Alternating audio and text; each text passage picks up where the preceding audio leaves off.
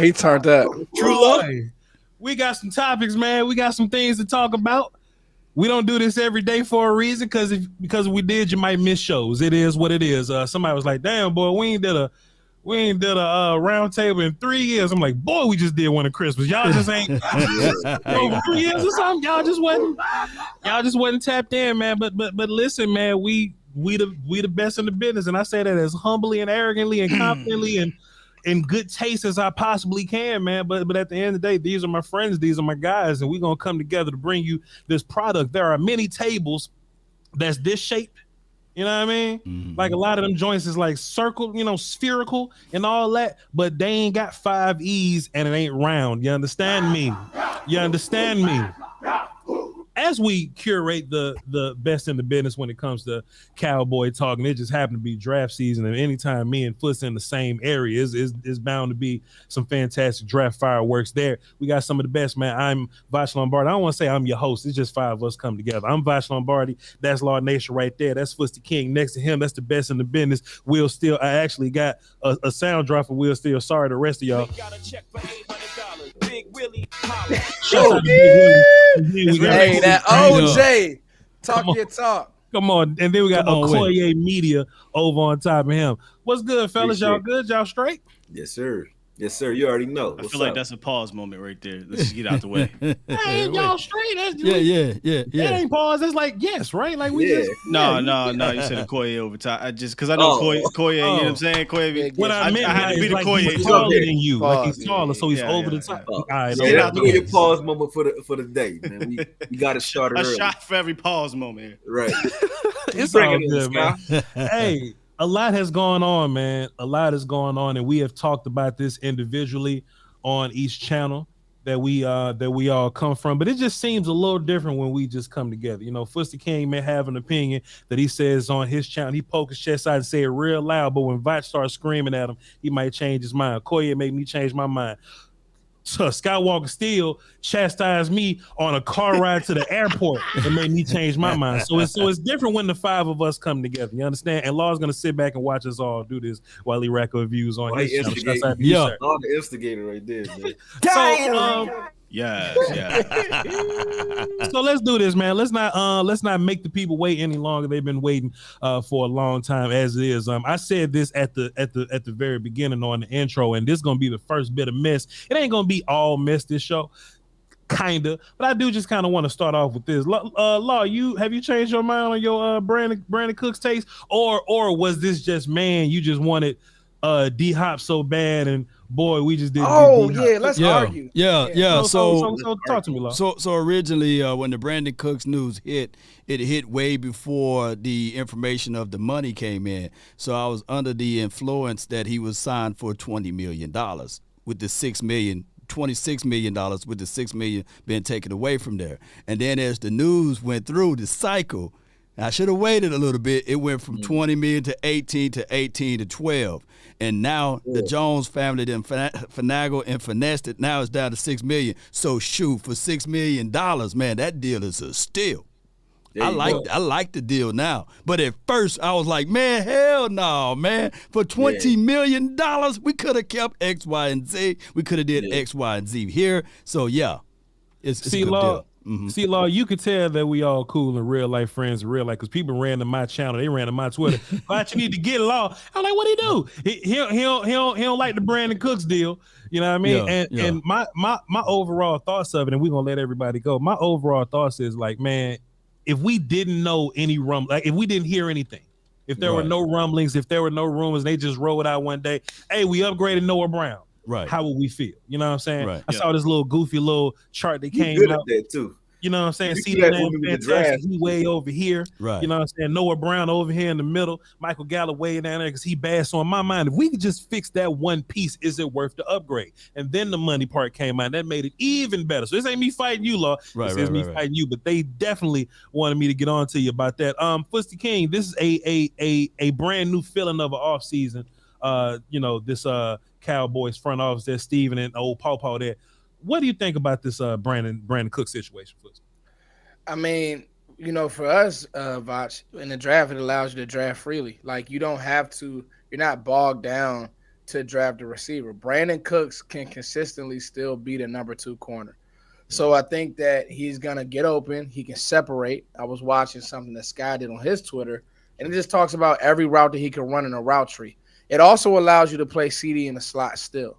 So to me, it was a home run pick. And like what Law said, we didn't know initially that Dallas was going to – that Cooks wanted to get out of Houston. So without taking up all the points, I mean, dog, it's a home run for me. Sure. Koye? I agree. Watching this film, I felt like a lot of people were mad about his injuries or whatever. I think they were kind of holding him back because they knew they were going to make this move down the line to clear up their books at some point. So I don't think he was as banged up as advertised. And I think you pointed out that he was actually more available than and that was good on that one too. Than D-Hop, than Judy, and also who else? Odell Beckham. Yeah. But he's definitely more available. And when I watch him on film, he's what we need. And I thought that if Odell was healthy, he could have gave us some of the things that we're seeing with Cooks, but and maybe even a Judy because of his speed. But we didn't need D-Hop, in my opinion, because we needed a guy that can change the dynamic of the field for everybody else, not necessarily be the guy like D-Hop would be if he got here. We needed a guy that was fast, that could stretch the field and give room for CD and Gallup getting better, and Tolbert, who I think will be better this year as well. Like, we needed a guy that can be that guy that you have to pay attention to even when he's not getting the ball. And that's Cooks. Like, Cooks is that guy. And he's also been that mercenary winner everywhere he's gone, except for the Texans. Like, wherever he goes, those teams do pretty well. Those offenses do well. I think he lost 2 Super Bowls, right? He lost one with the Patriots and lost one with the Rams. That's fair. Will, still, we've heard you a lot on this channel and whatnot, but I just want to talk to you about the fit. Just based off what Koye said, do you think Brandon Cooks is a better fit for this offense and this quarterback and Mike McCarthy's less is more approach? Do you think Brandon Cooks is a better fit than D-Hop? I think he's a fantastic fit. We needed to get guys in here that can do some yak things, because that's what this offense is going to be, right? It's going to be more slants, more overs, more get the ball into our playmakers' hands quickly and not necessarily reading from the top to the bottom or from deep to short. And Brandon Cooks, I mean, he can do quite literally everything from a route tree standpoint if you go look at his tape. And he's smart as hell. He's intelligent, is what Okoye said. And I think where he's going to be a problem is with CD Lamb. You got to pick and choose. If you're going to put attention to CD Lamb, Brandon Cooks at the top of the route is going to seriously be an issue. He's going to cook people because you have to respect his speed. So if you play off, he can just hit you with a couple, hooks or what have you, or quick out routes, flat routes. And if you try to bump him, you better get on him because he can run right by you. So you're going to get a lot of one-on-one looks for Brandon Cooks, bars. And I think he's going to take advantage of him, man. Yeah. And let me say this. That is great. That is great. But let me just correct this right quick for those who are out there in the chat saying that Law Nation is moonwalking like Michael Jackson over the Brandon Cook situation. Y'all know for sure. I said what I said on the show, that Brandon Cooks is better than Jalen Tolbert. And excuse me, he is better than Noah Brown. And any option, he is better than James Washington. No. I'm not saying that Brandon Cook was a terrible pickup, ladies and gentlemen, for those who was hard of hearing Law Nation when he went live on the show. I said I was upset and angry about the money, not about the player's skill set and ability. So be sure to correct that before you put false words in Law Nation's mouth. Hey, you know who else this is going to help, man? We don't really we kind of scoff at a little bit. Jake Ferguson. Well, definitely the tight ends, right? Because you got to pay so much attention that the tight ends are going to have room to roam. But Gallup, man, Michael Gallup can kind of slide comfortably into wide receiver 3 and not have that pressure, and can be that possession guy. And what I'm hoping is be a red zone guy, because Michael Gallup, when he gets that confidence back, he could be a fantastic red zone guy. But, one-on-ones where he can just run his routes that he's good at and be that possession guy in the West Coast, by the way. Don't get a lot of slants. So you need a big body dude. Gallup can get back to doing what he's doing. Hopefully he can give us a solid season. So Will, still, just for a little bit of clarity, I know the answer, but we just doing a little bit of content. Michael Gallup is not stopping you from drafting a wide receiver, is he? Me, no. No. And And if you draft this wide receiver, I would imagine that he's coming in to compete with Michael Gallup. I don't think he's competing with Cooks. He definitely ain't competing with Lamb or anything, right? So if we do draft a character at 26 overall, we'll talk much more about that later. Yeah. He would be competing directly with Gallup, Simi, and Jalen Tolbert, correct, everybody? Draft guys, but doesn't that depend on who? Yeah, it depends. It depends on what. 26 for sure. 26. Like if it's a third round guy, then you fighting with Simi and Turpin and them. But if you like Quentin Johnson, Jackson Smith, Zay Flowers, I think you fighting directly Gallup and Tolbert. Yeah. Well, Jackson Smith, Foots, Collier, Law. Jackson Smith is nobody. He's a slot. But what I mean is he's a slot guy. He's the interesting thing about, and I guess the interesting thing about Jackson is he did most of his work in the slot, over 70% in the slot, because they had Marvin Harrison Jr. on one edge, they had Garrett Wilson on another. So the truth about Jackson Smith is, first of all, I don't think he's gonna make it to 26. He might. Never know. It's a huge I agree, because I agree. Just what he did over the draft process, and then he actually went to Ohio State's pro day and actually had a better day, and he already looked like the best receiver at the combine. So the question is Johnston or Zay Flowers. Who, to be honest with you, Zay is very interesting. Some of these small guys kind of scare me. He does not. Do you go get a Zay Flowers when you got Cooks here? Like yes, fantastic, Koye. Go ahead. Yes, you do. Yes, you do. You know why? Because Brandon Cooks is not in your plans long term. You can't do that. You can't be. Well, why go that high on a guy that you're now going to push behind Brandon Cooks and stuff? Why would he be pushed behind him? Because anything you're going to ask Brandon Cooks to do, you would ask. Anything you would ask Zay Flowers to do, you would ask Brandon Cooks to do. But you have to treat this. You got to treat this. You got to treat this as though Gallup isn't healthy, or you got to treat this as though I'm going to get my best 3 on the field.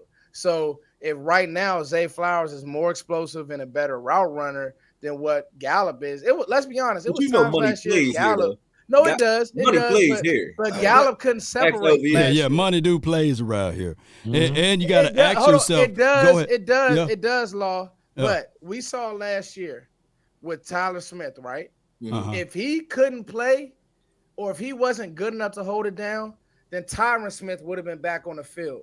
To me, it's Terrence still got hurt. That's unique, though. Terrence still got hurt. But I still believe that if Tyler Smith was struggling, like if you draft a guy and he could play, he's gonna play. You figure out the money. But they found that out only because Tyron went down early. He would have never got that level of reps had it not happened that early in the season. I completely agree with you, but this is what I'm saying, Okoye. If you have him on your board, you can't window dress your board. So if you have him, if you have Zay Flowers, if Zay Flowers is staring at you as 26 and you have him ranked higher than those guards, you have to draft him. That's just me. Not you. Foots, not you.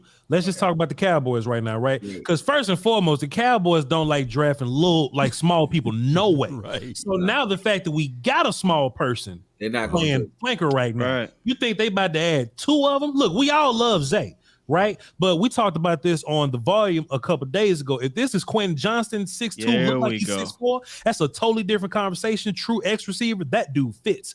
Zay Flowers, guys like Josh Downs, those smaller characters. Quentin Johnston, who can't run routes. This ain't Foots. I feel what body type, phenotype. Okay, all right. I hear what you're saying, and we can fight if you want to. I hear what you're saying, but we talking about the Cowboys, Foots. And we talking about the Cowboys and the measurables that they like.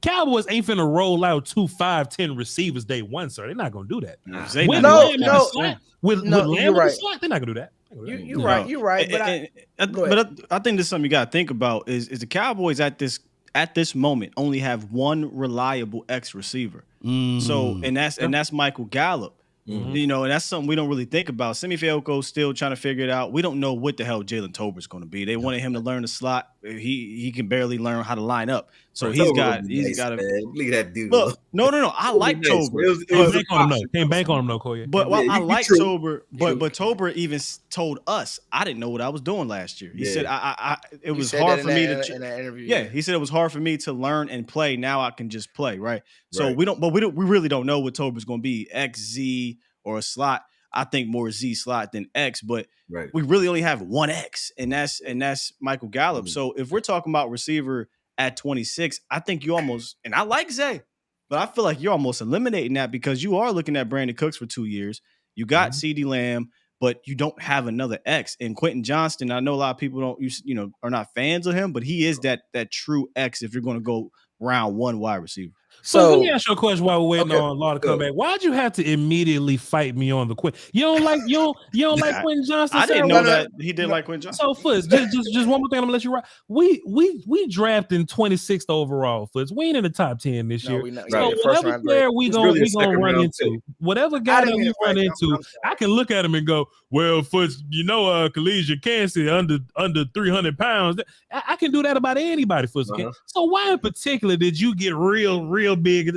Well, he can't run routes, Vash. Why you don't like Quentin Johnston? Well, I think he said, "You mean that one?" He takes a little bit.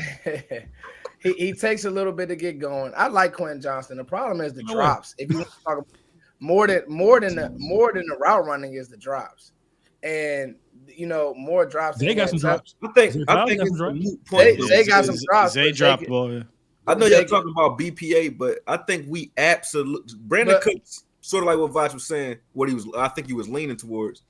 Brandon Cooks means that we absolutely will not be picking a wide receiver. I feel the same way, Coach. Yeah, I feel the same way too. I'm gonna say this.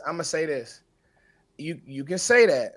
Yeah, but don't your BPA change though? You right about if he's the best player. No, BPA got to change based on what it's BPA of position of need. It's never just clear and best player on the board. But and that's how you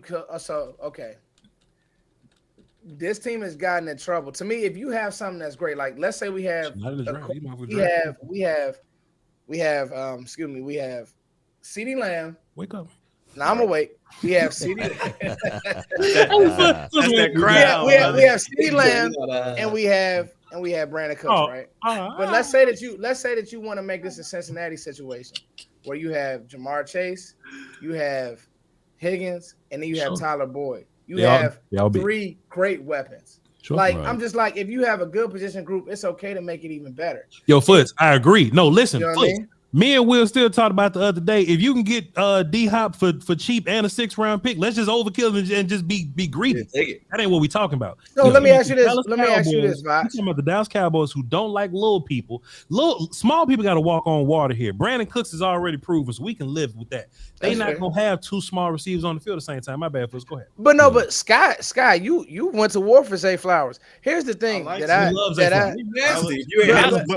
before we signed. Let me ask y'all this, right? Mm-hmm. We said Quentin Johnston. Does Quentin Johnston win in the same way that Drake London does to you? Drake London was 9th overall or something. No, I agree, but that's my point. Like Quentin Johnston's really good. He doesn't play as big as he is. So just for the audience, first tell us about Johnston, wide receiver TCU. First, give us a report, just in case somebody watching. I like him, right? And I think that he, takes a little bit to get going, but when he gets going, he's a big body, more of a body catcher.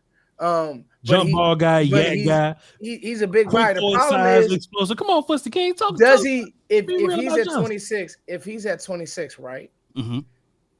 Does he do anything better than anybody on this roster? Whereas, any receiver on this roster, like, is he better than Michael Gallup right now? I think that Zay Flowers is better than Michael Gallup. That's a whole point. That's what I'm saying. No, exactly. I can't bank on Gallup, and Jalen Tolbert lines up at corner. That's what I'm saying.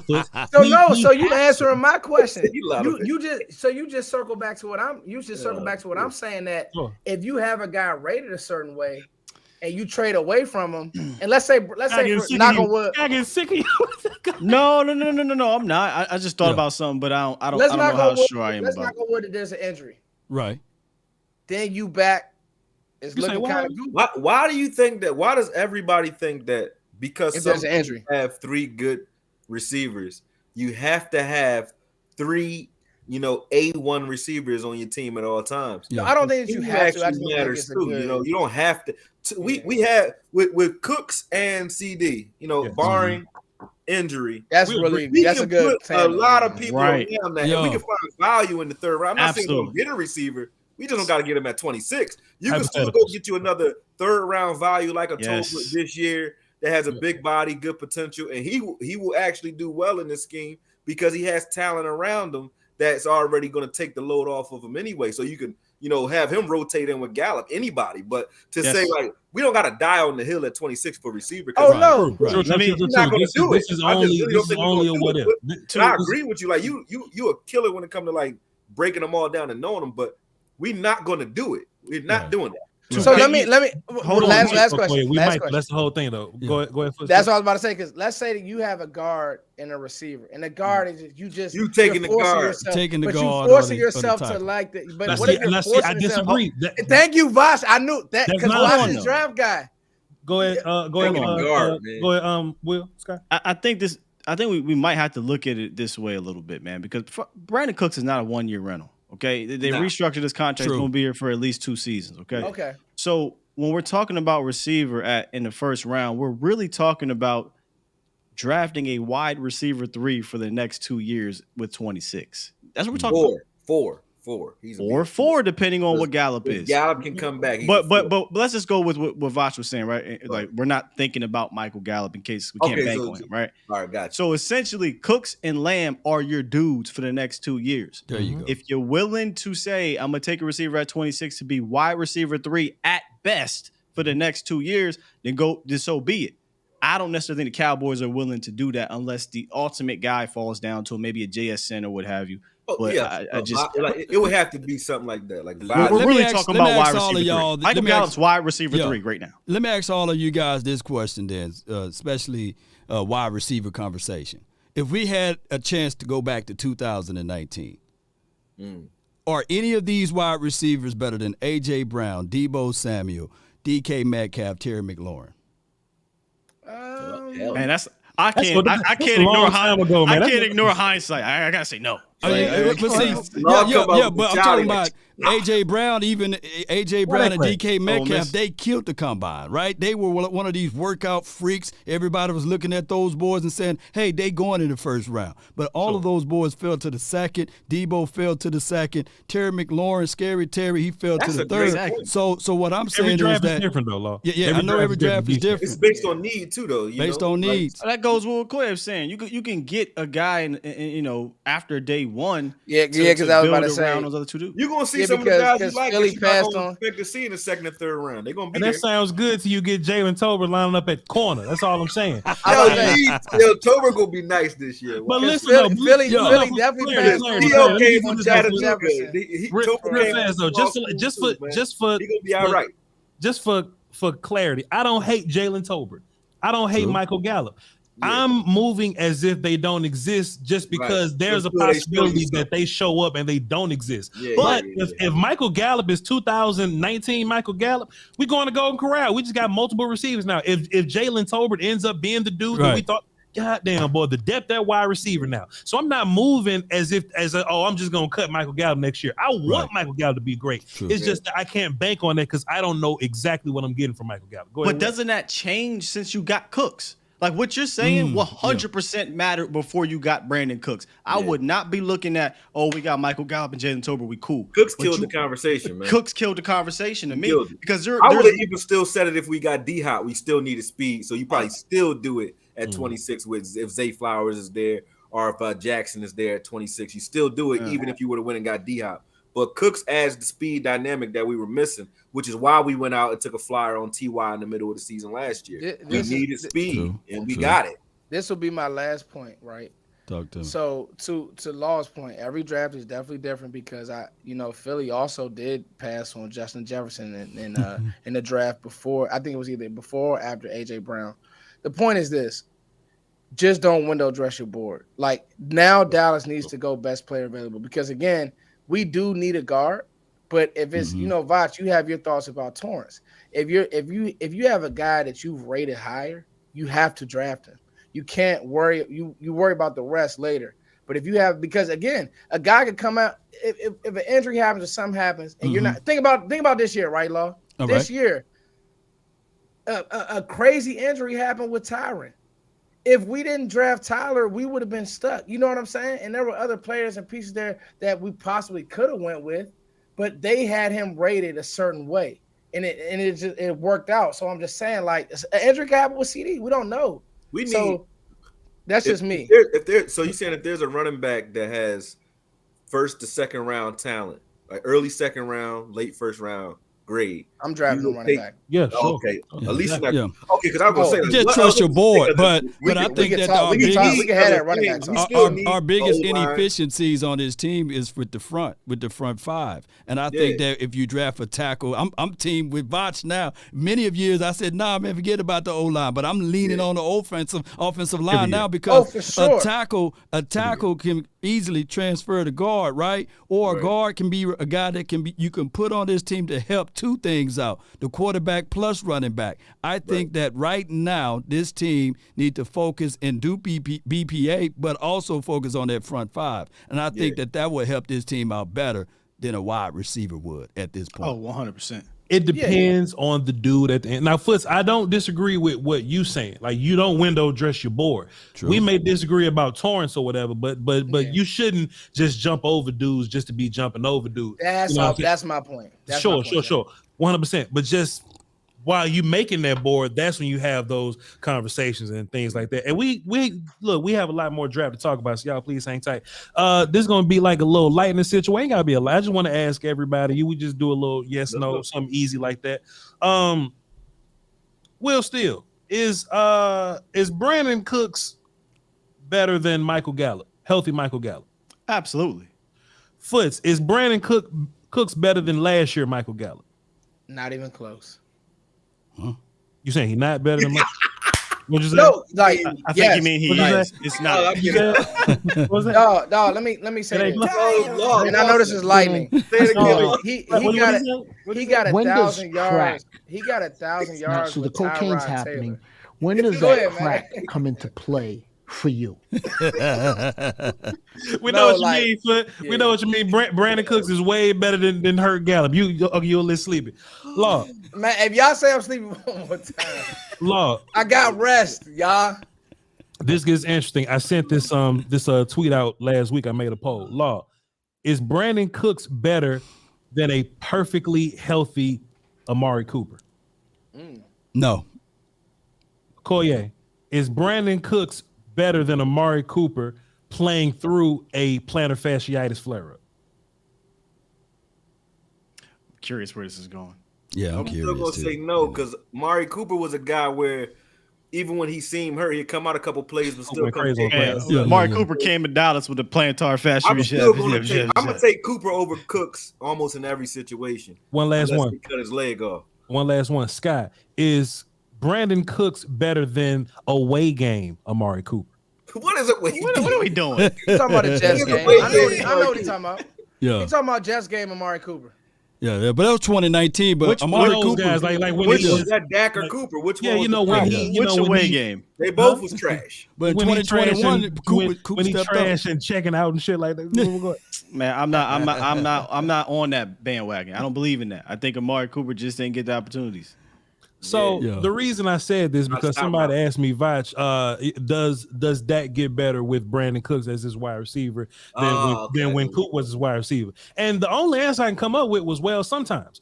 You know what I mean? Like when Coop was playing, like I think Cooks has that consistency to him to where I kind of like that. But I've seen some bad games from Coop. But when Coop is on, boy, like Coop is the guy. That's not going to be a fair comparison, though, Vach. I mean, I feel you. All this is just nonsense. Because of more like with the option routes out in a run heavy scheme that's predicated on play action with a lot of one-on-ones on the outside. Everybody going to look better than what we had with Coop here. True. Period. Because you're not dealing with the same type of coverages that we were seeing when Kellen Moore was running 4-stop routes. You know four curls, baby. Or four verts. Like Kellen Moore, and I'm so glad. Stuff and they were making it look good, you know. But now it'll actually be good. So Cook should kill it. He might. I wouldn't be surprised if he outdoes Amari Cooper, but that doesn't mean he's better though. It's just a better scheme for him.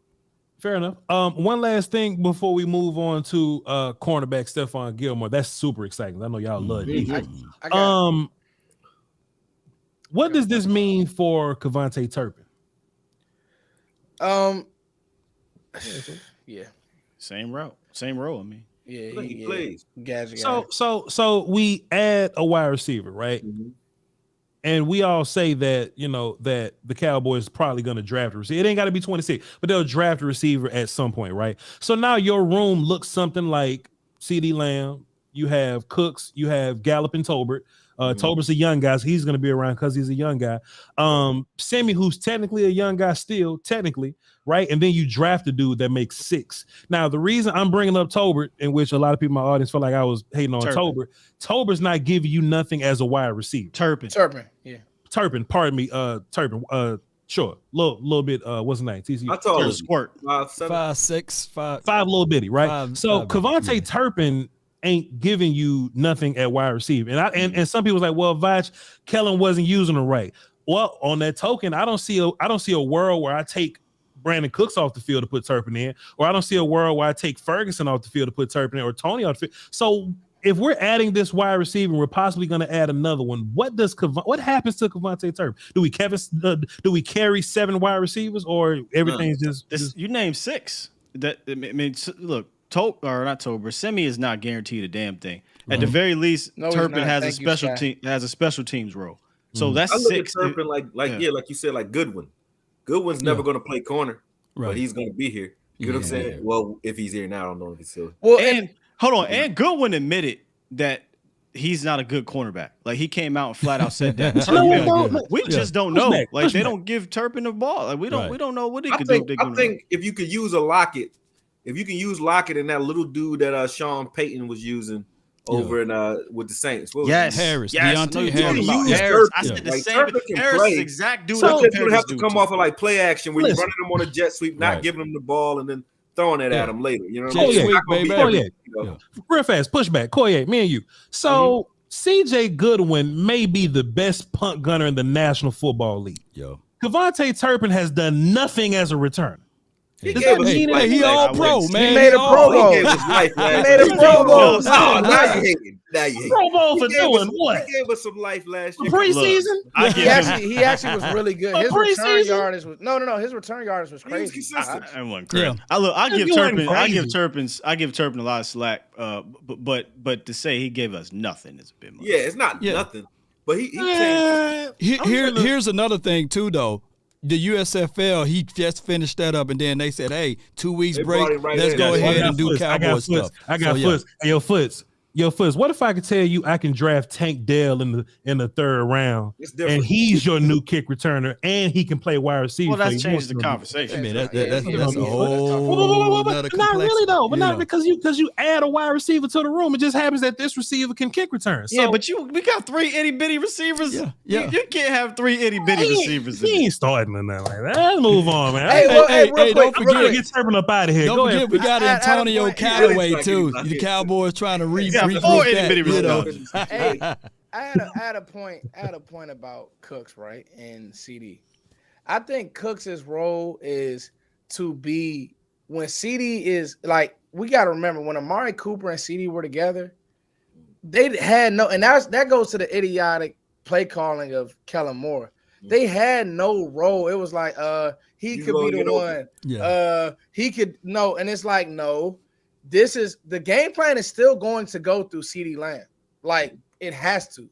Yeah. But I will say this, Cook's role will be we're going to find a way to match you up with their lesser corner because obviously defenses are going to use resources on CD. And you find a way to match Cooks up with their lesser corner and you exploit that matchup. That's if he can just do that well, then that's where he wins to me. That's going to be McCarthy. He talked about having play sheets designated for the specific players. You heard him in the press conference earlier in the year, pissed off at Kellen because he's like, hey, man, if it was me, I'd have a play sheet for Tony Pollard, Ezekiel Elliott, CeeDee Lamb. And I think that's what you're going to see is they're going to game plan around their playmakers, not just, hey, this is what we do, put you a square peg in a round hole and you make it work. I don't think he's going to do that. And that was – somebody made a great point. He said pause. Let me go another one.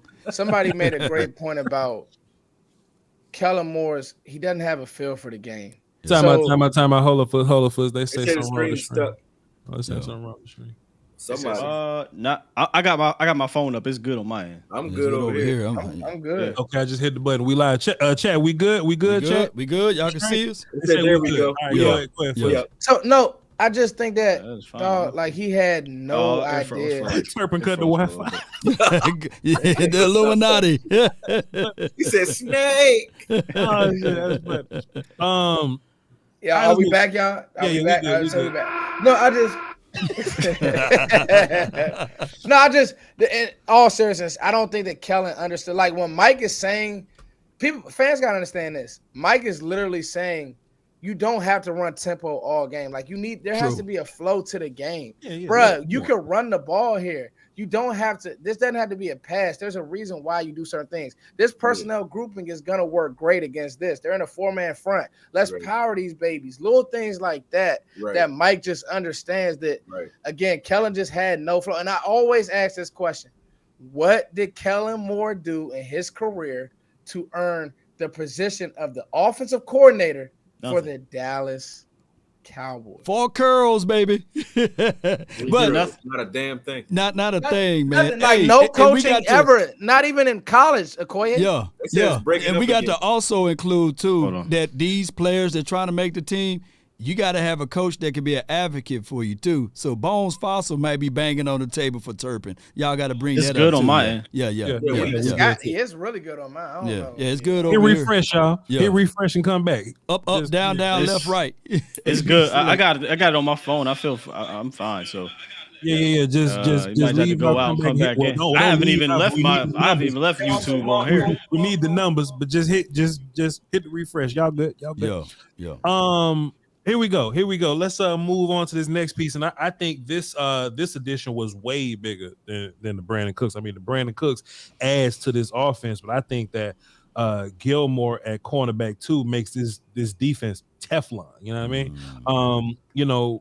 Run game was a huge problem for Cowboys last year, but Dan in the season, man, I'm just so grateful for Dan Quinn. I'm just so grateful for and maybe that's why we so ungrateful. Well, not ungrateful, but maybe that's why we hate Kellen, because we see Dan doing, just doing all kind of different things throughout the season, making the adjustments, changing, getting better, making dudes that ain't really that great and making them great. Other people that what I mean, crafting roles for like Izzy was a secret weapon. My God! Hell So Dan fixed the run game problem mid-season, whatever, cool. But the biggest impediment that was left over, bro, was cornerback 2. Dan could not fix cornerback 2 because we didn't have the bodies to do it. We didn't have the people to do it. And instead of throwing Nolan Carroll at cornerback 2, instead of throwing Darryl Worley, Law Nation, at cornerback 2, we went and got a dude. Yeah. We went and got Gilmore, and we put him at cornerback 2. And boy, they gonna hate the Cowboys. They're gonna find a way to go find a clip of Justin Jefferson or something or whatever. It's cool, man. Diggs gonna be on him. You know what I mean? Diggs gonna be on the Jamar Chase. He's shutting down that game anyway. Like, exactly. Diggs. got 5-yard Diggs touchdown. I hate that. Yeah, like people cherry pick on Twitter. He killed him in that game. I seen that. Yeah. We ain't even worry about that. But Stephon Gilmore steps onto this team, covering cornerback 2s. I mean, wide receiver 2s, wide receiver 3s, sometimes tight ends, with an upgraded pass rush. Law Nation, what does Stephon Gilmore mean to this defense at cornerback 2, sir? Man, everything. Now that you can clearly play the true cover 3 defense that Dan Quinn want to include with the bump press or what have you, and then your bookends can get home. Cover sacks is everything. So Gilly, he's going to bring that element of threat. I remember how the Cowboys used to play with Prime. They would put Prime on the number 2 DB and put Larry Brown on the number 1 DB. On the number 1 wide receiver. Dan Quinn ain't putting no safety over top. And then roll cover. I would love that, but we'll see, man. What you think, Scott? What do you think? What kind of defense is going to roll with this? Look, we was begging for Dan Quinn to put a safety over top all 7 of those other corners that was on quarterback 2. And Dan Quinn said, "No, sir. Y'all gonna have to go out there and fight a flight." And them motherfuckers was flighting. Just kept doing it. Just kept doing it. Yeah. No matter who he threw at we was this. like, Hooker, where you at? It made you say AB wasn't that damn bad, was it? Like, Listen, man. because it got real bad after AB. Good Lord. But as long as I'm like Dr. Strange, think of 1,000 or 1,000,000 possibilities of not bringing back Anthony Brown nor the Nashawn Wrights trying to lean on those boys. Kelvin Joseph. Look, here's my mean? only thing. I got to see Kelvin Joseph a little bit more this offseason. This offseason and preseason. I'm done. You done. I'm Stick a done. fork at him. I'm telling you why I'm done with Kelvin No, Joseph. I thought you was gonna say you wanted him. Because the truth about Kelvin Joseph is we gotta believe who he is. He's not prepared. He's gotten in some off-field, not major trouble. Right. And you know, me and Voch talked about him when he was drafted. Yeah. I was kind of on the fence because of the off-field was an issue. It's But deep. now it just looks like he does have the ability. But dog, like that's only part of the when he got double moved as bad as he did in the Jacksonville game, and he touchdowns pretty or much something. lost the game. Yeah. Like that just can't happen. You know what I mean? He has great ability, but the light just hasn't He was clicked. getting scored on too much every time. Yeah, he was. He Okoye, must he be getting a was. lot of playing time. Was still getting dunked on every time he got in there. Yeah, and Nashawn Wright, he's just a backup. I mean, I liked him when he came out, but he's a backup. He just the twitch isn't there. He struggles with shiftier receivers. Right. It's just not enough. It's just it isn't. I'll admit I was on Nashawn. I love Nashawn when he came out. Right, But it's right. it's not enough. It's not enough. I You love got to show something this year. Bland, What sign are you me gonna up. show, Oh, Lo? we ain't got to talk about Bland. What are You you already gonna know. show? Yeah, you know what I'm saying? Kobe, sign me up. Let's talk about Bland. Here's the Before thing, we though. got Gilly, though. Yeah. Before we got Gilly, Here's the I thing. was happy going Yeah. into the season with the top four corners. With J. Lou Right. coming back, I was okay with him playing. Izzy Mukwama with what he did in the playoffs. Yes. I wanted to see more Izzy anyway, and he's like a I chess think piece you will. I think you will. that you can move around. I And then you question got that. Bland and Diggs. So Gilly just made it so that it's automatically a problem for anybody else playing us because we got so much depth behind them that even though I am kind of out on KJ and Nashawn, they I'm still out on got KJ. valuable playing time Right. though. So that's the bottom of our bench, Mm-hmm. that corner right now, and that's not that damn bad to be at the bottom. No, of it's the not. league. It's not bad. Yeah. It's not bad. So I don't have a problem with our cornerback room at all. I think we got the best cornerback room overall in the league yeah. right now I agree with that. because of Gilly. What's funny is the people in the chat. Because anytime somebody say Kelvin Joseph, they just bring my name up. Talk about my wins, motherfucker. But listen, but listen, You can judge me by my wins, not by but my listen. losses. What's so funny about Bob's this got a lot of is wins. what's so funny about this is they had a problem when I said we have to move forward as if Tolbert doesn't exist, which is true. Mhm. Yeah, That's true. We have to do the same for Have it Kelvin both ways. Joseph. Yeah, can't Yeah. have it both We ways. just I can't like walk both. in and I just I assume like Kel- KJ too. Yeah. Yeah, we can't just assume Kelvin Joseph is just gonna walk in, get better year 3, and be a part of this. No, we have to move forward as if Kelvin Joseph don't exist. That's part of the funk. You know what I'm saying? So hey, if y'all talking crazy in the chat, you know who you are. Fam, He's a He hell of a does special not- teams, though. he does not exist. Oh yeah, He made a play in the 49ers Either game. way, we'll see however you want to say it. I'm with you. I'm with you. Yeah, he don't exist. They do not exist. So you have to prepare accordingly. 100%. Will, have you said something about Gilmore yet? I didn't even. No, Go ahead, Foots. My bad. Me and Scott. Go ahead, Foots. I'm gonna just Talk about hijack your show. Talk about the fit, Foots. Talk about Gilmore fitting his defense with the rest of the guys in the scheme and all that. I'll be quick. Honestly, this is it's the same thing they did with Cooks. It's like they literally did the same thing on both sides of the ball, if you think about it. yeah. Because corner was in play. Like, all right, now Sky, let's me and you go back and forth. Corner was like you could have drafted a corner at 26, Yep. right, Scott? Yeah, but I saw Yep. Joey Porter I anyway. think he's in play still. Yeah. See, and that's okay. Wait a minute. I think he's in See, play now, still. Sky, now you see what Vosh doing? I know I'm so not I tripping. tell you why. Because that's I it's don't think, different. I think than Cooks would. I don't Why- think why- hold on. Gilmore Whoa, whoa, has whoa, the whoa, option whoa, of being a whoa. long-term guy. Okay, go. I got a question for everybody on a chat. Okay, I mean, not everybody on the chat, but I got a question for everybody on the panel. Is I'm hijacking you right now. Please, I got you, brother. Go ahead. Is Brandon Cooks right now a better player than Stephon Gilmore at his respective that's- position? That's not the reason. I don't That's not No. the I'm just asking. I really want to know what y'all think. whatever. Here's why it's more in play. You think because- Stephon Gilmore is better right now, Okoye, than Cooks? Yeah. And that's why I said I think corner is completely out at 26. I don't think cornerback is out because I don't. Took the corner at 26. Yeah, now I wouldn't touch a corner at 26. Yeah, guys, we're building a team. Go ahead.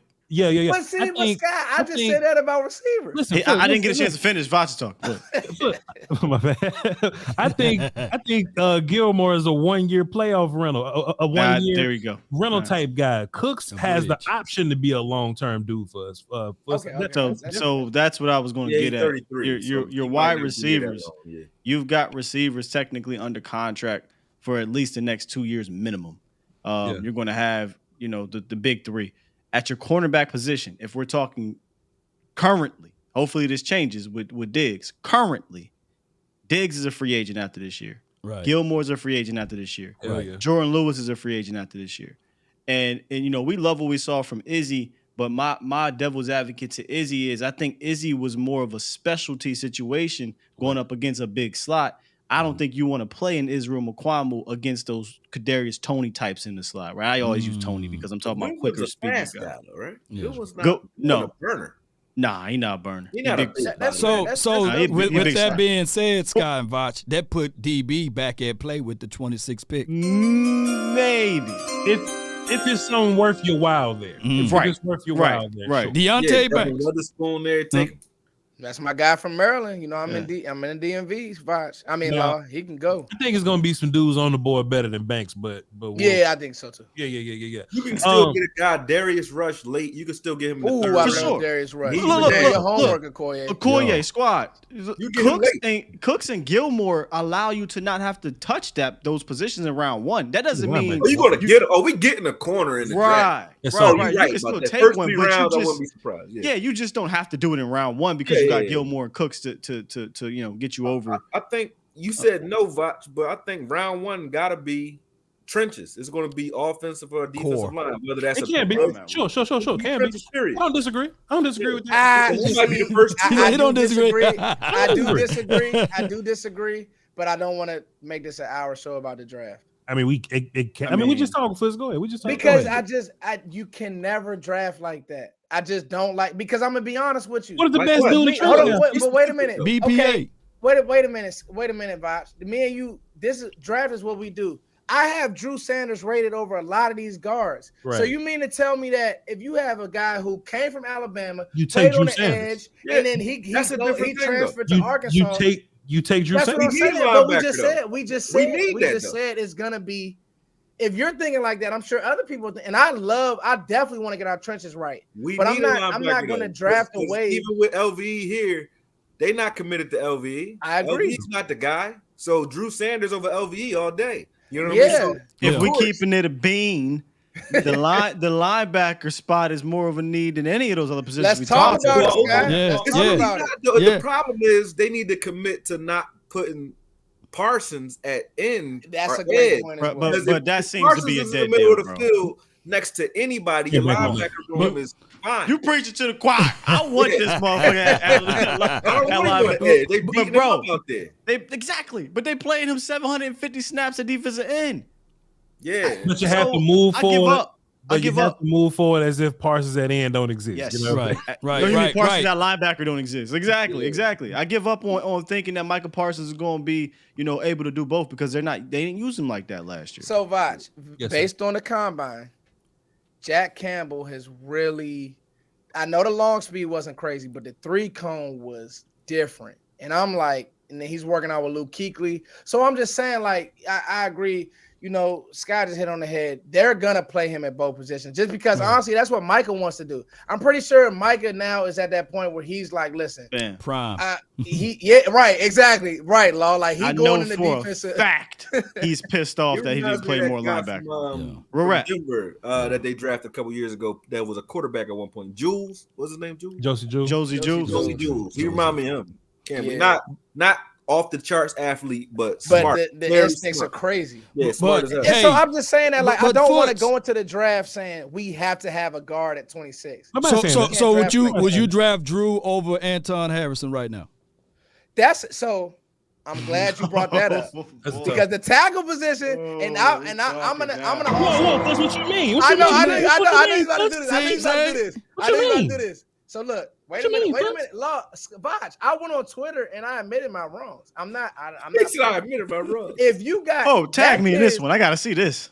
So this kid, him, and I gave you DeJuan Jones. I did a mock and I said, if Jones, I'm not putting 50-year-old Tyron out there, but if Jones is there, I'm gonna say though. Cool. I would do it because you can still go get Boy Voorhees as a red shirt. I'm still happy with the line. You can get him later, and Drew Sanders there. The first round, my guy to do it. I still would do it because we got a good enough offensive line to walk into the season, barring injuries. You talking about Josh Ball? You talking about who's your guard? Chuma? Who's your guard right now? I think right now I'm moving forward. I think Tyler Smith. Matt let's go. You leaning on Matt Walesko, Matt Fournier. You leaning on Alex Lindstrom. You leaning on all of those boys. Go ahead. I think Tyron's going back to left tackle. Tyler's going to left guard. And I think because Steele looks like he's back. So you rushing Terrence Steele out there? No, Terrence ain't rushing, bro. Terrence look ready. Yeah, I know. I saw Duke. I saw Duke working with him. But I'm trying to think of a world whereas now we looking at this thing and that damn Duke. Man. Yeah, look at Terrence Steele. But I slowly want to bring him in though. Terrence want to miss that money. Oh, sheesh. No, he moving. That's right. He's straight. He good. Yeah, that boy looking good. That boy look good. Well, he ain't doing it with a 300-pound guy running at him. So Koye, it's April, man. It's March. So Koye, what's up? The word on the street is that Tyron Smith is not looked at, and this is just word on the street. Like he's not here as a starter. He's looked at as the Jason Peters. Yeah, yeah. I know Scott knows it. He knows that changes everything. I'm just repeating. I mean, if that's the case, then you gotta go. You gotta go. Then I'm still, we still on the same wavelength with going the trenches in the first 2 rounds. And you gotta go in the trench. Because that leaves a gaping hole at guard. You're right. You don't go in there with Ball or Walesko or Fournier. None of them. Chuma, So you gotta do it. But I think that guard stretches to about the 3rd round. Yeah. I do believe that. Well, Voorhees, Sky, he made it. I mean, Vosh, we did guard. You came on my channel when we did guard. He just tore his ACL though. Yeah, I know. I seen mocks that you can get it like in the 3rd or the 4th, but then he goes.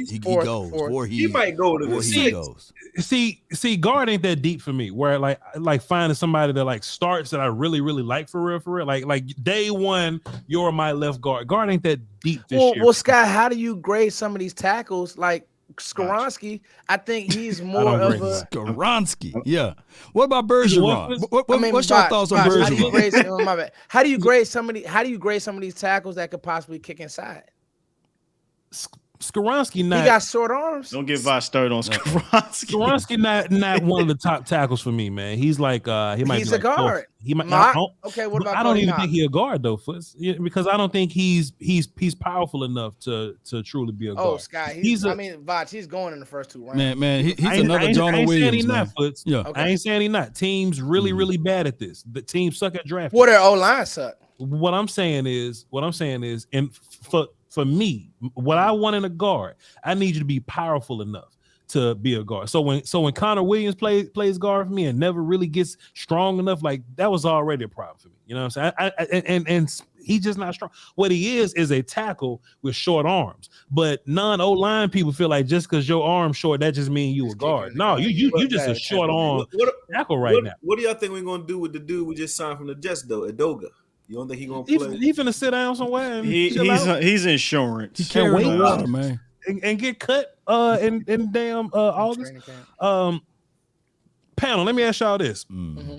Is this team truly ready to line up and play today? Oh, absolutely. Stephen Jones always says that, right? We lined up, we ready to go right now. Yeah. Are we ready to go right now? Will still says absolutely. Foots? I think so. I mean, you're not done, right? We're not done, sure. The Cooks and Gilmore signing are really good for what you got. I mean, it's those guys. I mean, dog. I say this all the time, Voch, and you just said it. There's not a lot of good DBs in the NFL, and there's not a lot of good linemen.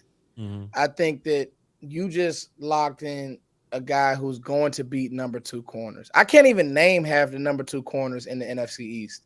Like it's just not. They're just not good secondaries. And then even looking at Philly, like Philly secondary is not good. I try to tell people this. Yeah. They're not good, bruh. That front did a lot for Made them. it look good. Yeah, they're not good. How- Like they don't have dudes. I'm telling you. How fly is this? You're gonna get number 2 corners on Cooks and number 2 receivers on Gilmore.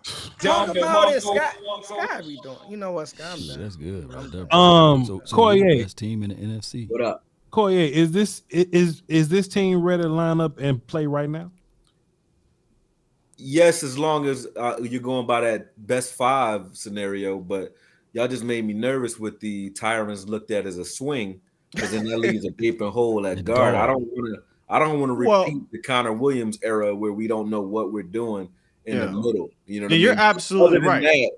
Tyler, other than that, and running back, put Tyler, because I don't even like where we are at running back either. I don't think that Tony's a bell cow, and the guy Jones, I'm not really high on. So I think you still got to address running back in the draft, although there are a lot of them in the draft. This is the draft. Some good ones. Oh my God. So, That's why that question is weird, because yeah, they can line up and play right now and compete, but they're clearly not done. Right? Well, let me ask you. Let me question. question Vach then right now. For far as the guard, do you draft a tackle to play guard, or do you just draft Steve Avila, or do you go with the Torrance or Osiris at that guard spot? You asking Scott. Yeah, Vach right Vach, there. Vach. You know, yeah, for that. What I because really we got to want- hold that guard. What I really want, You're right. what I really want is for us to have a concrete job for Tyler Smith. Like, Tyler, this your job, and this what you gonna be. I still think there exists a world where Tyler Smith is your first left guard. You was talking about Anton Harrison, left tackle, Oklahoma. Love his feet. If you draft him, he's your left tackle. You don't just put him at guard and he don't play guard just to keep Tyler at tackle. If you draft Anton is your tackle and Tyler is your guard. Yeah. So I think whoever we draft to come in and play left side, whoever, that's gonna be where Tyler ends up playing for you, Law. So if it's a guy like John Michael Smith that comes in to play left guard, I like him a lot. He's a center, but he can't play left guard. Then Tyler is your tackle. Foot's like Osiris, but Osiris is more of a 50. I like Smith too. You're right though, because it depends on what you get at guard in the draft. Because I think you might agree, Tyler, to me, because of his feet cause him to hold a little bit. So Tyler at left guard is an A player. As bulletproof. At left tackle, he's like a B guy, that's solid, good. Fuss, you don't like that, huh? Fuss, you don't like to argue with him, Fuss. I've always thinks Tyler Smith is a left tackle and nothing else. You have to deal with speed at left tackle more than you will at left guard. At left guard, you can leave him there. But before you go, Foots, Okoye, go ahead and tell him what Schottenheimer and Mike Solari is going to do now with that offensive line. They're going to pull more of these guards. They're not going to be dropping back and sitting because we are playing in that West Coast. So go ahead and break that down. Off the ball like Go ahead. Good point. Fuster King feels like Tyler Smith is a left tackle and he should not be moved. So go ahead. Tell Koye why he's wrong about Tyler. We've had this talk, Vach. What I've said is, do we remember Tyron Smith's rookie year at tackle? Do y'all I don't know what that means? I don't know. No, I'm gonna tell you what it means. It means that as a rookie, the guy played outstanding. Right tackle. He played right, but I mean, left is harder. I'm sure. It just depends now. They moved rushers around, but the point is, the guy plays so well. I think that you said it just now, Vach. Just let him find a position. If you want to kick him back at guard, he's going to be one of the stronger players in the NFL. He is a Pro Bowl guard right now, Tyler Smith. Yeah, today. I think he can develop into a Pro Bowl tackle. But he's not that today. But you're going to do a lot of pulling. You're going to do a lot of pulling. You're going to get your guys out in space in this West Coast system. So I prefer to have Tyler. Tyler got good feet. And the only reason I disagree with you, Foots, is because with Tyron was playing. He wasn't having. I'm not sure, but he wasn't having. I don't believe the same problem carrying over from college. Tyler Smith's problem in college was his problem here. His only problem here was if you get a guy, if he gets in space, he's going to reach. He's going to grab you. Right. Hands. He's gonna hold. Hands. But That's was his it so? only Let me ask you problem, this: because was it space. so bad You that don't got to it deal cost with us space at games? guard. He dealing with power all day, and he ain't got no problems with that. He kill you. True. Was it so bad that it cost us games, y'all? But I'm not gonna lie, No, man. but it wasn't great either. Though he was getting us. So penalties. Tyler Smith wasn't great last year. I He was good. Great He for was good. team. I think he would have been great all day at left guard. When I He say was- great, I mean it would have been night and day different if he would have been playing left guard the whole year. So he was really good for what we thought he was going to be at tackle. He was good comparatively. I don't think he was a great tackle. Great on the curve, yeah. Right. I mean, dog, look how he played against Nick Bosa. I didn't I'm like, expect maybe him I to don't do know. fine. Maybe that's just me. Like San Fran really moved Nick So- Bosa off of him.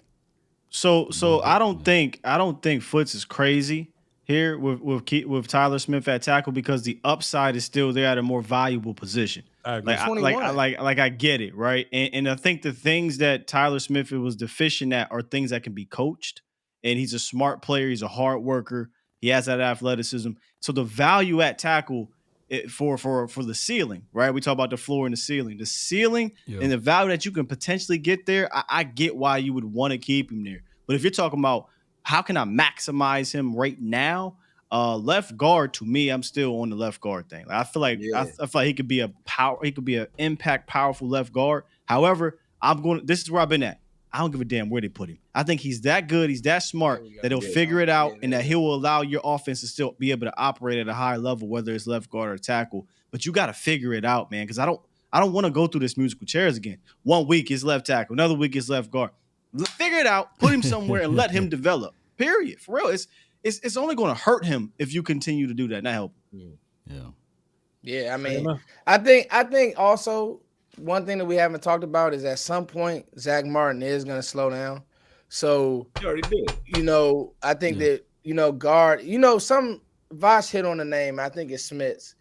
If John Michael Smith is there, out because I have him graded very high. I think he's the one who the stuff he does on like you talking about blocking a space law. The stuff he does on outside zone and like climbing next level and like his feet are really good. He is the one that I'm like, he's the inside player that Schmitz makes a might lot be of sense. a Tyler Biadasz replacement too. Mm-hmm. Yeah. So Foots, how about this? Center guard Tyler Smith or Anton Harrison tackle Oklahoma. I mean, making this hard. Anton, That's why Anton, you gotta figure out what to do with let me say this. Tyler. If you drafted Anton Harrison, he's from the DMV. I actually watched him playing. I actually watched him play basketball. I don't know where you're from. Go ahead. I actually watched him play basketball as he used to play in the PYBL. He's a dancing bear. So I don't know if he can dance. I would draft. He does, but Vosh, he does struggle with power. John Michael Smith or Quentin Johnston, wide receiver Quentin Johnston. John Michael Smith. That's not Foots. Okay, so we haven't said his name. John Michael Smith or Jordan Addison, wide receiver. John Michael Smith. Okay, cool. So John Michael Smith or linebacker Drew Sanders. Arkansas. Drew Sanders.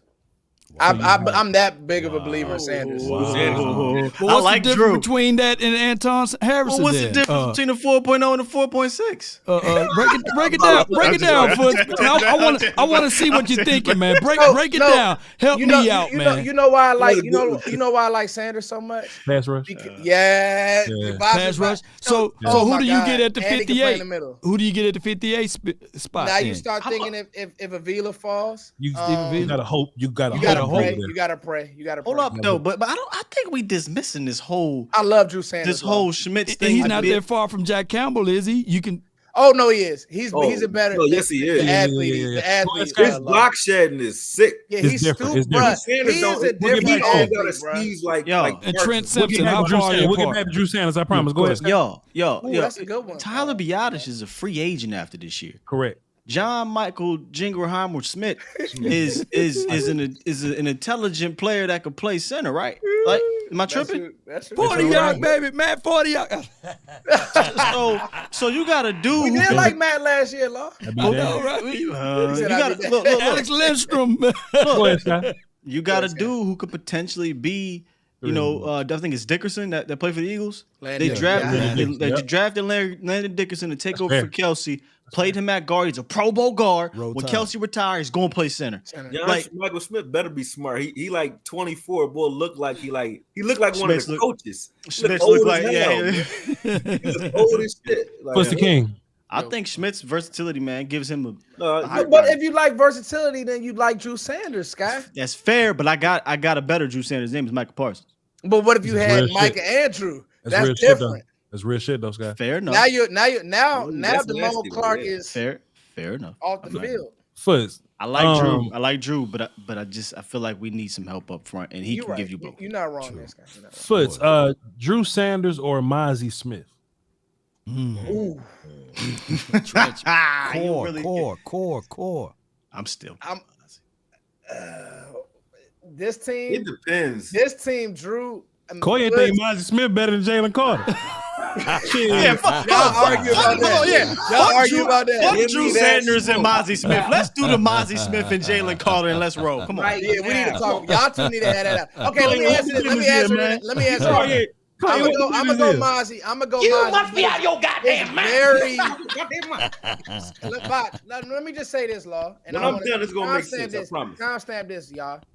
Drew Sanders is going to be a stud I agree. in the NFL. Because he can blitz. He doesn't have to come off the field. He's going to be a stud. Is he better than Trent Simpson? Yes. He's way better than Trent bigger Simpson. and Simpson is another Jalen Carter to me. Athlete. Freak athlete. There you go. Koye, where in your antennas and what film have you been watching on either player got you thinking that Mozzie Smith is better than damn Jalen Carter? So I need to answer. I'm talking about impact on the film. You know, when we watching college film, you got to watch the whole game.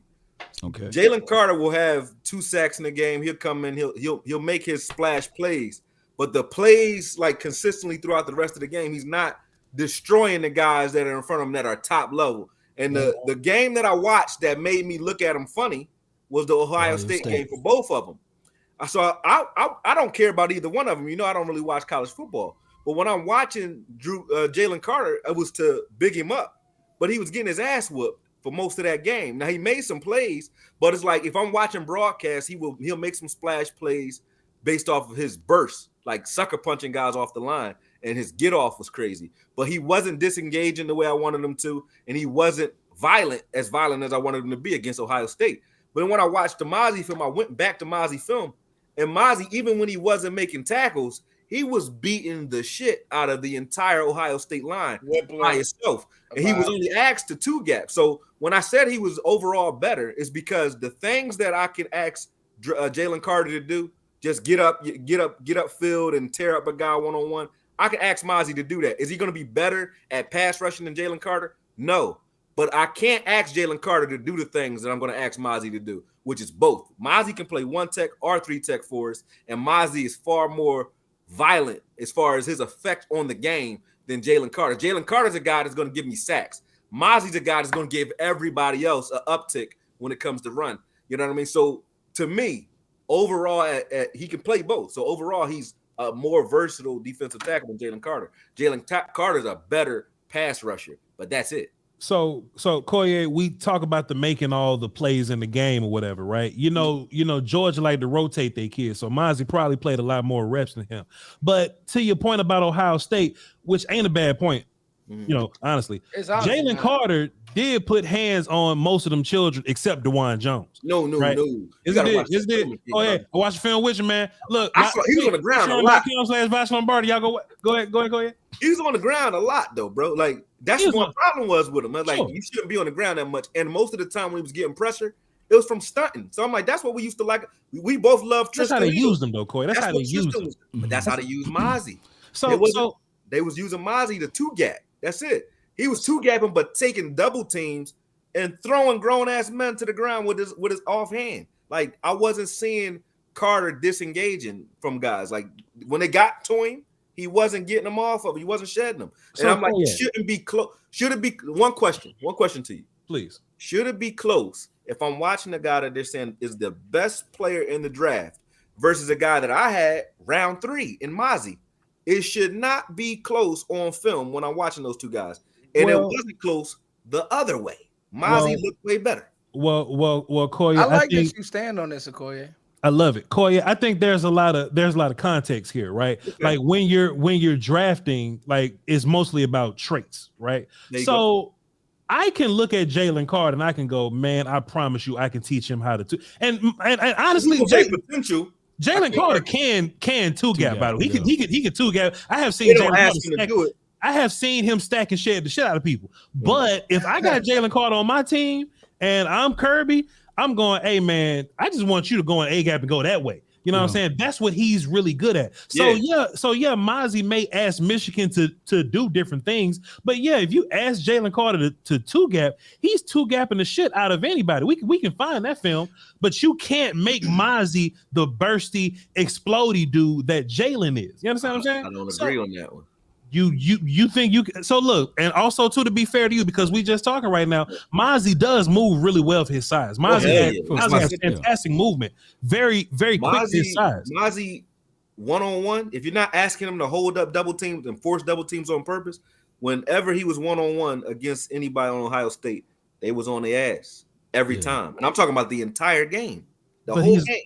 But he's not the upfield player that Jalen Carter is. He was getting upfield. He was chasing down C.J. Stroud pretty easy. What happened? What happened to him against TCU? Steve Avila.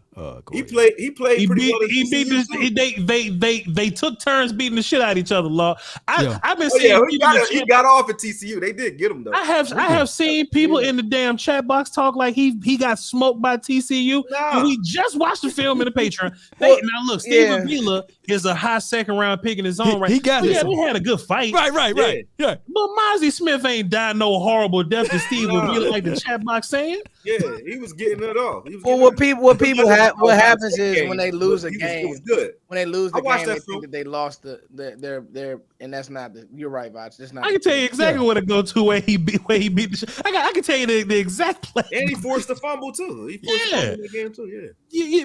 But sometimes what I think this is that sometimes you could take the player at the top of the draft. The better the dude is, the more people pick. I'm not saying this is what you doing, but this is what people do sometimes. To where we'll hear shit like, "Yo, Vach, I know you like Bijan, but have you seen the dude behind him, man? Rashawn Johnson just as good." He's not. Rashawn Johnson is good, but he ain't no fucking Bijan Robinson. To be fair, no, he's not. To be fair, I look at Kalijah and Jalen Carter as lineal pass rushers. I just don't think they're the best player for us, and I don't think overall they're the best defensive tackle. I look at if you can play one tech and three tech, I'll value that higher. But so that was my question to you, Okoye. Is this Mozzie thing about Cowboy fit? That's a major part of it. But beyond Cowboy fit, he's hands down, I think, what we need. Okay, so hold on before you go. The reason why I asked that is because if I can tell you, all right, I get Jalen Carter, but then I can go out and get me a Ashawn Robinson and a Hankins. Is that better than if I get Mozzie Smith and I got Osa? Because I don't think so. Right. I think Jalen Carter would. If you get Hankins back, that's what when someone said what we would do with Mozzie, I said it would depend. It depends on if we re-sign Hankins or not, period. Because I think Mozzie's a younger, faster Hankins, in my opinion. He's a guy that's going to wreck the middle of the field. If you get a Hankins, obviously, and Carter's there for whatever reason due to, he falls in the draft. Right. You're right. That is a better combination than I'm going to get with Mozzie and Osa, 100%. That Osa conversation is the reason I don't want Kalijah here. We got a short-term memory in the Cowboys world. I agree. Kalijah's a smaller Osa, in my opinion, just a little faster. But again, overall, I think both of those guys are going to be great pass rushers. Yeah, they two different styles. I think I know what Okoye is saying. I just think Mozzie's better than what they gave him credit. They both three. But I don't think those guys are trash upfield pass rushy. I'm not shitting on Jalen when I say that. I just don't think. I look at Mozzie more on the odd front, though. I don't think Mozzie is going to be on the even front. I think he fit better at 3. He can though. He can go both ways. Yeah. I would rather him more 1/3 than a 0 type guy. I don't really want to be I don't see Mozzie as a 0. Best fit. I agree. I think he could play some eye. Yeah, I don't know if I want him right over the 0 all the time. He can do it for sure. Yeah, he can do it for sure. I would love to put him next to a 3. Can I ask? I want to ask Okoye and Vach a question. Go ahead, please. So Jordan Davis last year, right? was definitely the hot name at defensive tackle. Right. And I went back and I actually did some study on how much he actually played for Philly. And you guys remember they ended up signing Ndamukong Suh Because he got hurt. He only got hurt, but he also wasn't that productive. Right. Like he was okay, but he wasn't as productive as I think said Philly fans or even football fans would have thought that he was supposed to be. No, My question to you all is, do we want a player that is going to two gap, or do we want a player that's going to affect our pass rush? And there's no wrong answer. I just want to know, like, if you're talking about a 3, because historically that's what the Cowboys are going to ask themselves. I mean, not a 3, but a D tackle. Like if they're taking a D tackle, I believe he has to be able to get up the field and affect the pass rush. Right. Like there's no other way around it, especially if they're using those resources. Because if not, they're going to use it. Did you watch Mozzie? That's for y'all. Like when he was pass rushing though, he can pass. That's what I liked about him. He can pass rush. Mozzie at this point is Carter in the pass rush, but he can pass. Yeah. But what is production at that? Mozzie's not more there. of It's non-existent. He wasn't asked to get upfield though. Mozzie's more of a pocket pusher than a I'm gonna boom boom Get boom by boom, you boom, guys. pass. He You know what I'm ain't saying? got no moves, but Foots. My whole point on that, bro, is I'm kind of over the pass rushy 3 tech that ain't really strong like that. You know what I mean? Yeah. I'm just leaning more towards value and power these days. You know what I'm saying? So then you like Mozzie then? Is what I like Mozzie. Yes, sir. Yes, sir. Yes, sir. Okay. But like Neville Gallimore really putting a bad feel on me. You know, like you know, I was expecting him to really come in and be like, all right, we moving on from Malik Collins, and y'all can have faith in me and Osa. And nah, Osa just gonna be 3 tech. He took your job, move on, and you're gonna put you at 1 tech. Cool, Bo took your job because we don't see power from him, right? No. So I don't want to get anybody that's not powerful anymore. Yeah, you know what I'm saying? Fair, that's fair. But on that same token, right? I feel like Dan Quinn can make anybody 2 gap. Shit, Carlos Watkins a fantastic 2 gapping guy. Carlos Watkins is underrated. We'll see if Big Bo can step up this year. But that's because, and I've been saying this for a minute, and maybe you guys can elaborate on this. I think Carlos Watkins, being a veteran that he knows how to 2 gap. He knows how to defend the run.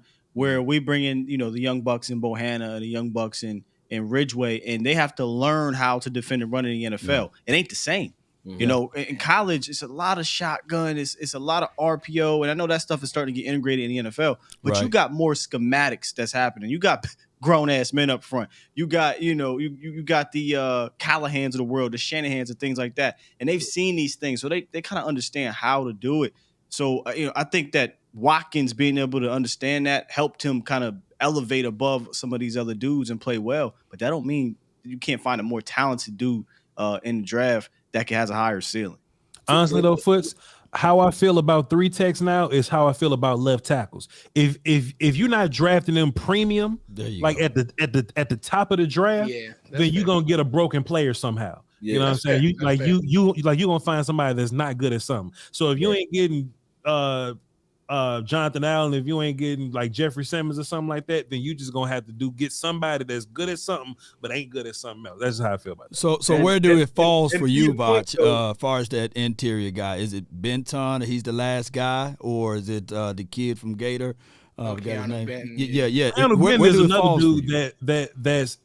It's funny because they play him at 0 at Wisconsin, but he's probably going to be more of a upfield 1 techie guy because he's like 320 for real. Yeah. But he's another dude I'm big and I got great movement, but he doesn't give me like if you watch Mozzie be strong as hell and you watch Benton, you're gonna be ungrateful, man. You're like, man, Benton ain't strong. You know what I'm saying? Because you just watch this character. You know what I mean? So I'm just in it for the strong.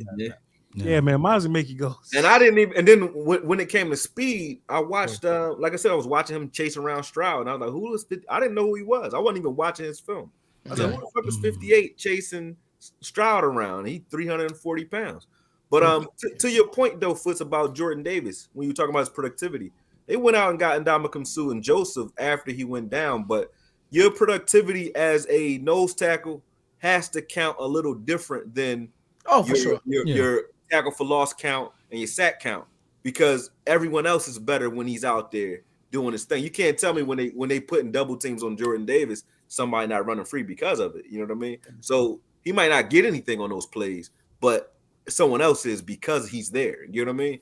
Whereas they were running, everybody was running through him once he went down. They started running through him. That's why they went and got Ndamukong Suh and Joseph, because y'all want the craziest thing I never forget. When they drafted Jordan Davis, it was like, oh, Fletcher Cox and Jordan Davis is gonna be so crazy. And I'll never forget the first Philly game that we played them in Philly. Terrence Steele was pushing Fletcher Cox around. That's when I said, dog, Terrence Steele, a strong dude, and he's really not like a big bro. He was pushing Fletcher Cox around. That's when I said, yeah, Steele really wanted them, especially in the run game. So but I got a question since we're talking D-line. Back for y'all too, because I'm just trying to get. Did you have something, Scott? First of all, did you have something? Scott.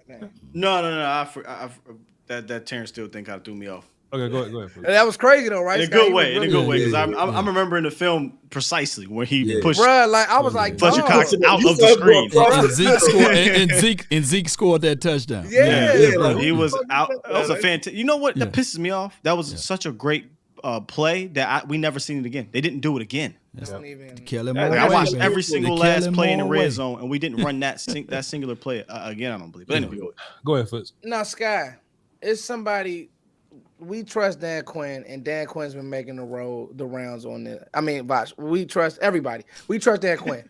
So, go ahead. Will McDonald.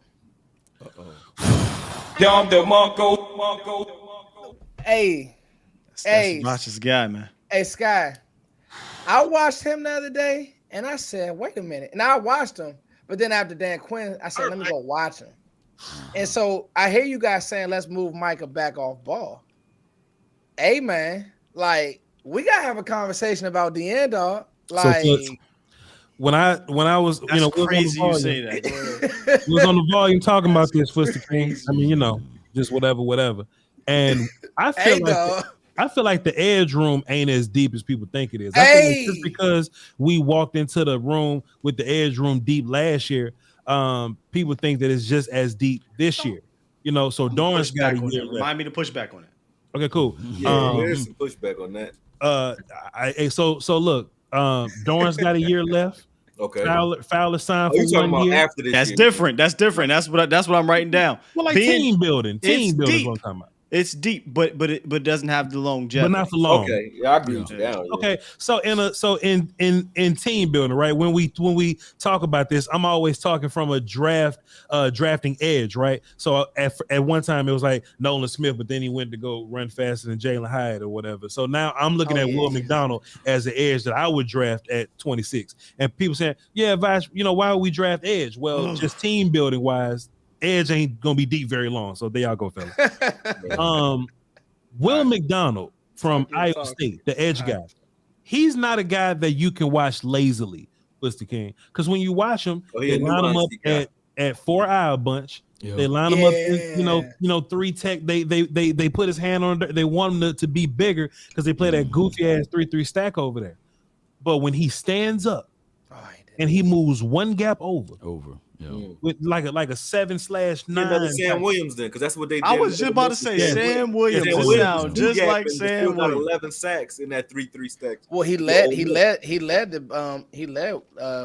think he's a sack leader in Iowa State history. Like, it's crazy. Yeah. As a damn 3-tech 4-eye guy. But Foots King, when they stand him up, his movement, dog.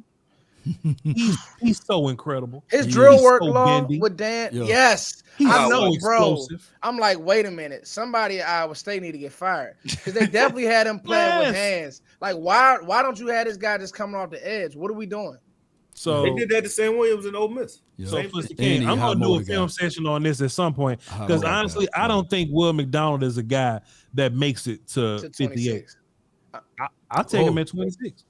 That's what I was thinking you had to draft him at. You would take him over Drew Sanders at 26? See this. Watch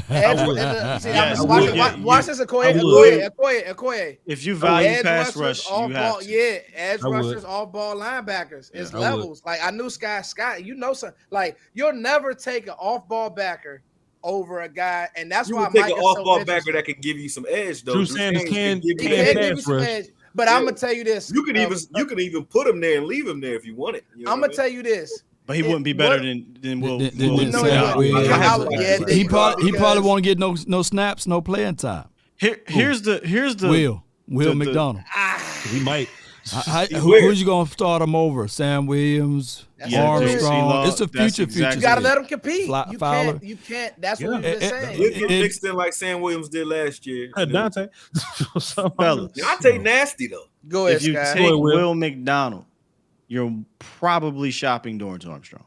Like there's just no way you're taking a first round defensive end and he's going to sit behind Dorrance Armstrong. That's right. You're not. You got Sam Williams, second round pick, but just think about this for a second. Forget the team building prospect. Just think about the future if you did draft him.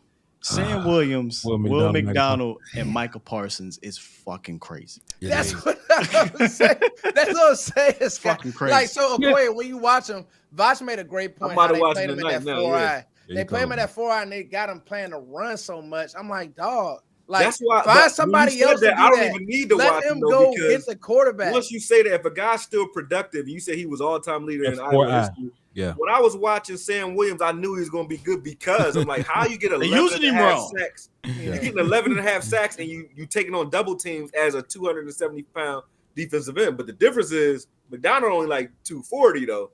He's not as big as Sam to be doing that. So that just means he got to be freakishly strong if he's able to do that.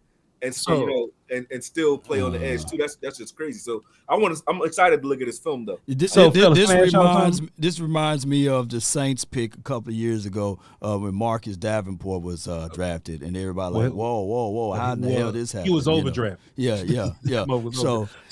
So, question, fellas. Y'all know how we look at Chauncey Golston, right? Chauncey's technically a defensive end, but he's like a rundown guy. So we just look at him as a rundown. Now. Yeah. He a 3-tech now. Yeah, he's 3-tech now. So look. My whole point though, right? Even when he was an edge guy, I looked at him as you're a run defense guy. I'm not looking at Chauncey to be like a pass rusher for me. You know what I'm saying? Have we gotten to the point in D-Law's career where he's one of those guys? Yeah. Oh yeah, he's a run guy for sure. That gives you some pressure. Yeah. So when we go into end game packages, right? For everybody listening that don't know how what I mean when I say end game is when they leave all the ends out there. They put D-Law 3-tech, they do all that kind of shit, right? When D-Law is out there, right? He's not one of your most effective pass rushers or whatever. We'll just kind of say that or whatever. But he's necessary. I don't think he want like so he beat the shot at the Giants and got them 3 sacks or whatever. But he ain't really gave me much else in the pass rush department, right? Not your explosive pass rusher, but sure. He gets so when we was talking, so Will Anderson, yes he has to be on the team. For when we talk about Will McDonald being on this team, where would he play? I wouldn't mind down situations like that. Pass rush situations, bro. I ain't getting much from D-Law. Iowa State, yeah. Put him in right there and just. But at 26 is the point. Like that's a you're right. Third round. 26 wait. Sky got an issue. At 26, you should play.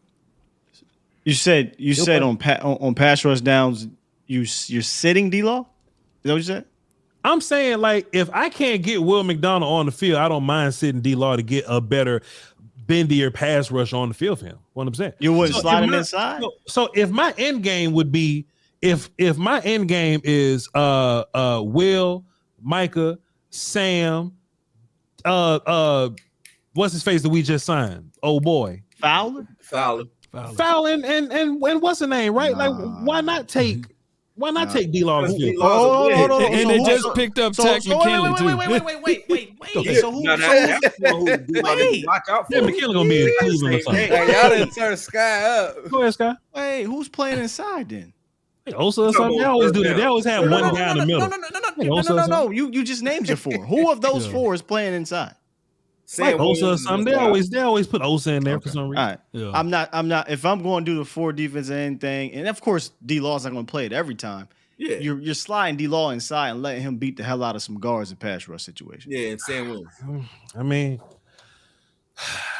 D-Law just leaves a lot to be desired in the pass rush department, whether we run a gap exchanges with him or whatever we end up doing with him. Right. It's just fantastic in gap exchange. For sure.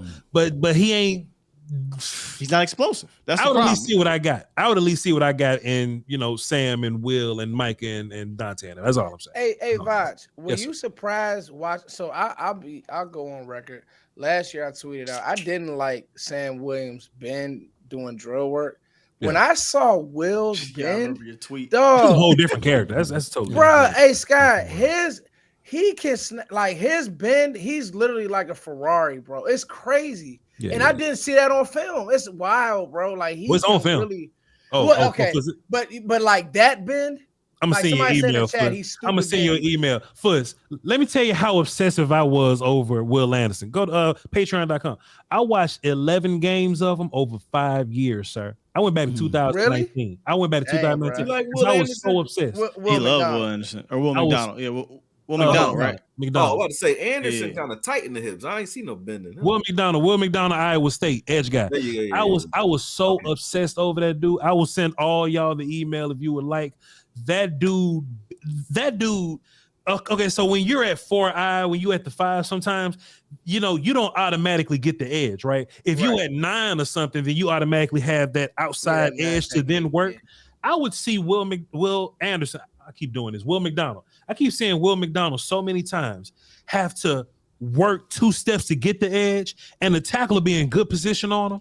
He's still just 1.5 step. He already on that damn back hip just at the snap, and that's special. That's elite level shit. His motor crazy too. But you wouldn't know that if you just watching this film in passing and you see one game and you go, man, this motherfucker played 3 tech. He trash. They gonna move. They gonna bully his. All I saw was Will Anderson getting bullied. Well, he not supposed to play 3 tech. Every time they stand him up and they bump him over, he whoop everybody ass, dog. Everybody ass. Film session coming. It's all good.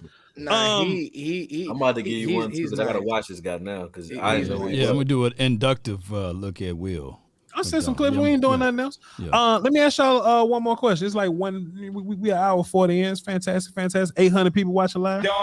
Appreciate y'all. It's been a What was the most impactful signing? What was the biggest signing for this defense? Dono or Van Der Esch? What was most impactful? What was the biggest help? What was the biggest help there? Like just which one mattered more? Footster King first. I gotta go Dono. Tell me why. That's hard. Yeah, I mean, it is hard because the run game wasn't the same without Van Der Esch. I gotta give him that. But I'll say this about Donovan. It also wasn't the same without Hankins. That's true. There you go. They kind of coincided. I'll say this. Donovan Wilson he's not a fake tough guy. He the real deal. We've wanted a gritty safety for a long time. He's the real deal. He's about that. He's trying to really knock your face off. Donovan Wilson. Law? Yeah, echoes that Donovan Wilson, man. 5 sacks last season and 2 forced fumbles, something like that. Nearly had a game winner against the Jacksonville Jaguars. The ball went right through his hands for the INT. So Leighton Van Der Esch, his depths per tackle was something like that crazy, bottom half of the league.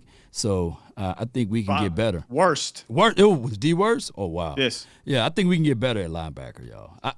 Hey, to the LVE people, man, shout out to him. Great guy, but Dono was the big signing for me. So you drafting Drew Sanders, Law. I'm trying to I want Core before Drew, but yeah, give me Drew. You want Core before Drew? Core who? Defensive tackle. Oh, okay. Core. Up front. I ain't know who that was. Sky. It's Donovan Wilson for me. This team plays 3 safeties, big nickel, too much to not value that third spot. And Donovan Wilson, I think, is more versatile. I quite frankly think he's the best player, and I don't think he relies on others as much as LVE does. Now, obviously, everybody needs everybody, right? It's right. What my guys say, Jameis Winston. Your ankle is the wrist of your hand, and all the crazy, like your neck bone connected to your hip bone. Like, look, I get it. Okay, everything connects. However, and you got certain things that we're all like. Our body is so symmetrical. Right? You got your wrist, You know, and then what are your wrists on the Yeah, I bottom? got the drop. You know, you got your shoulders up top. What are your shoulders? Your hips. You know what I'm saying? You got your Shoulders is your elbows, hip. The shoulders, your elbows, to your hip bone. your knees, right? Like Yeah, so. your knees. It's symmetrical, and you just Yeah. Symmetrical. Bro, what is I he be talking thinking about? he's trolling, yo. I'm like, Nah, is this he's- No, playing? James is good and ignorant. James Is is- he playing? James is wild. He's on that. Because you play quarterback. You got to be smart to play quarterback, but everything he say sounds dumb as hell. He's on that Yaki. He on that Yaki vibes, you know. But in all seriousness, Now, he ain't no Yaki. Yaki better than that. in all seriousness, I think Donovan Wilson's the better playmaker. I think he proved that in 2020, and then he got hurt last year, and fortunately we had a J-Ron curse. But then he also became a playmaker again in 2021. Or, I'm sorry, 2022. Donovan Wilson, easily for me. I know Koya ain't got nothing nice to say about Van Der Esch. Go ahead. Well, actually, it's a little different. Like Van Der Esch showed me one game that made me shut up a little bit about him. That was the Tampa Bay Texans? game. Oh, Tampa. The Tampa Bay game in the playoffs, I liked how he played in that game. He was actually making plays. And I think we are so underwhelmed by LVE based off of what we wanted from him.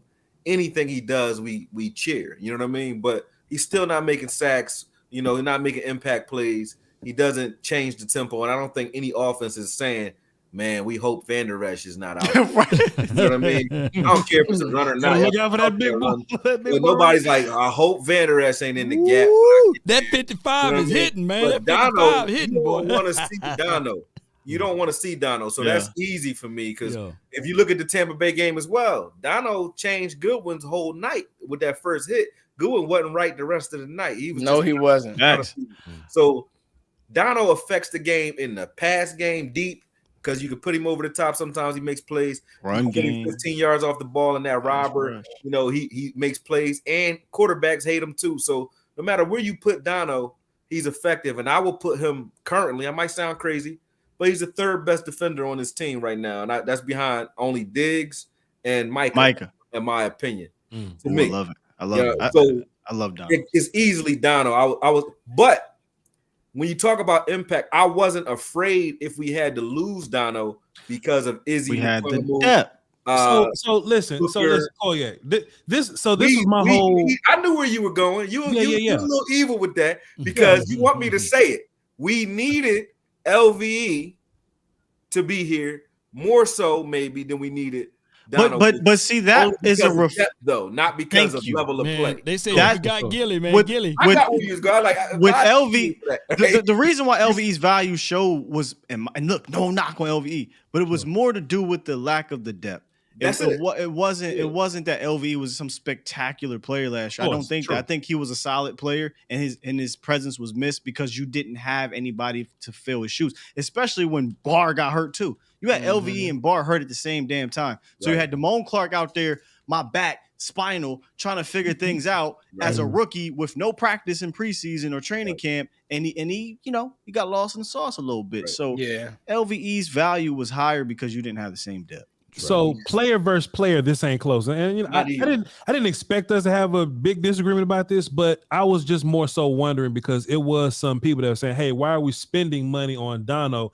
Why isn't Izzy the next Dono, or why isn't Marquise Bell just gonna come in and be Dono?" It's not like Dono has the JK role where he got to think, but Dono just tear shit up. He most effectively tears shit up, but you can find a dude to go tear shit up. So that's Marquise the Bell point probably was that guy. I was getting at. But Dono was smart. He didn't pull a Schultz and try to go he took the money. He said, "I'm gonna take that little 8 and I'm gonna walk away." Yeah, I'm gonna take the 8 and walk. He wasn't trying to get the most money at the position. He took a team friendly deal, so that's why he's here. Yeah. Okay, cool. One last thing. I'm gonna get us up out of here. What do y'all think about the running back? I'm ready. Yeah. What do y'all think about the running back conversation, man? Drafting a running back. That's another That's a hour. whole nother I damn was show. just about to say that. Man, no, it's not. We can get over this in 5 minutes. So we can. Bro, come on now, dog. Come on, man. Come on, man. Flips. So me and you don't think Bijan gonna be there. I don't know why PB talk about Bijan being. Bijan ain't gonna be there, but you love Gibbs. Yeah. So Foots, Gibbs or Drew Sanders, Gibbs or Will McDonald. Why you gonna do a Gibbs man or- like that? Drew Sanders. So how about this? Foots, Gibbs or Drew Sanders? Ooh. Gibbs. Jahmyr Gibbs. Yeah. Jahmyr Gibbs or Gibbs. John Michael Smith, Foots. Ooh. About to get to this. I money would probably have to go Gibbs, and I'm gonna tell you why. I'm gonna get this money 5 with you. I said it on Sky's show. He checks 2 boxes that, I mean, if you drafted Jahmyr Gibbs, you would be questioning starting Tony Pollard. I just think I believe him that much. You got to remember this. He led Alabama. We're not talking about Alabama State. We're talking about Alabama, SEC football, the top of the top, receiving and rushing. That's hard to do, dog. Like, he literally was the offense. So, again, if you telling me that you got a guy, he's not running dump offs or swings. He's literally running everything in the route tree well, and he's a good running back. It'd be tough not to draft him at 26 because if you don't and he goes somewhere and you say, I could have, you're right. You know what I mean? Okoye, you can't draft him though.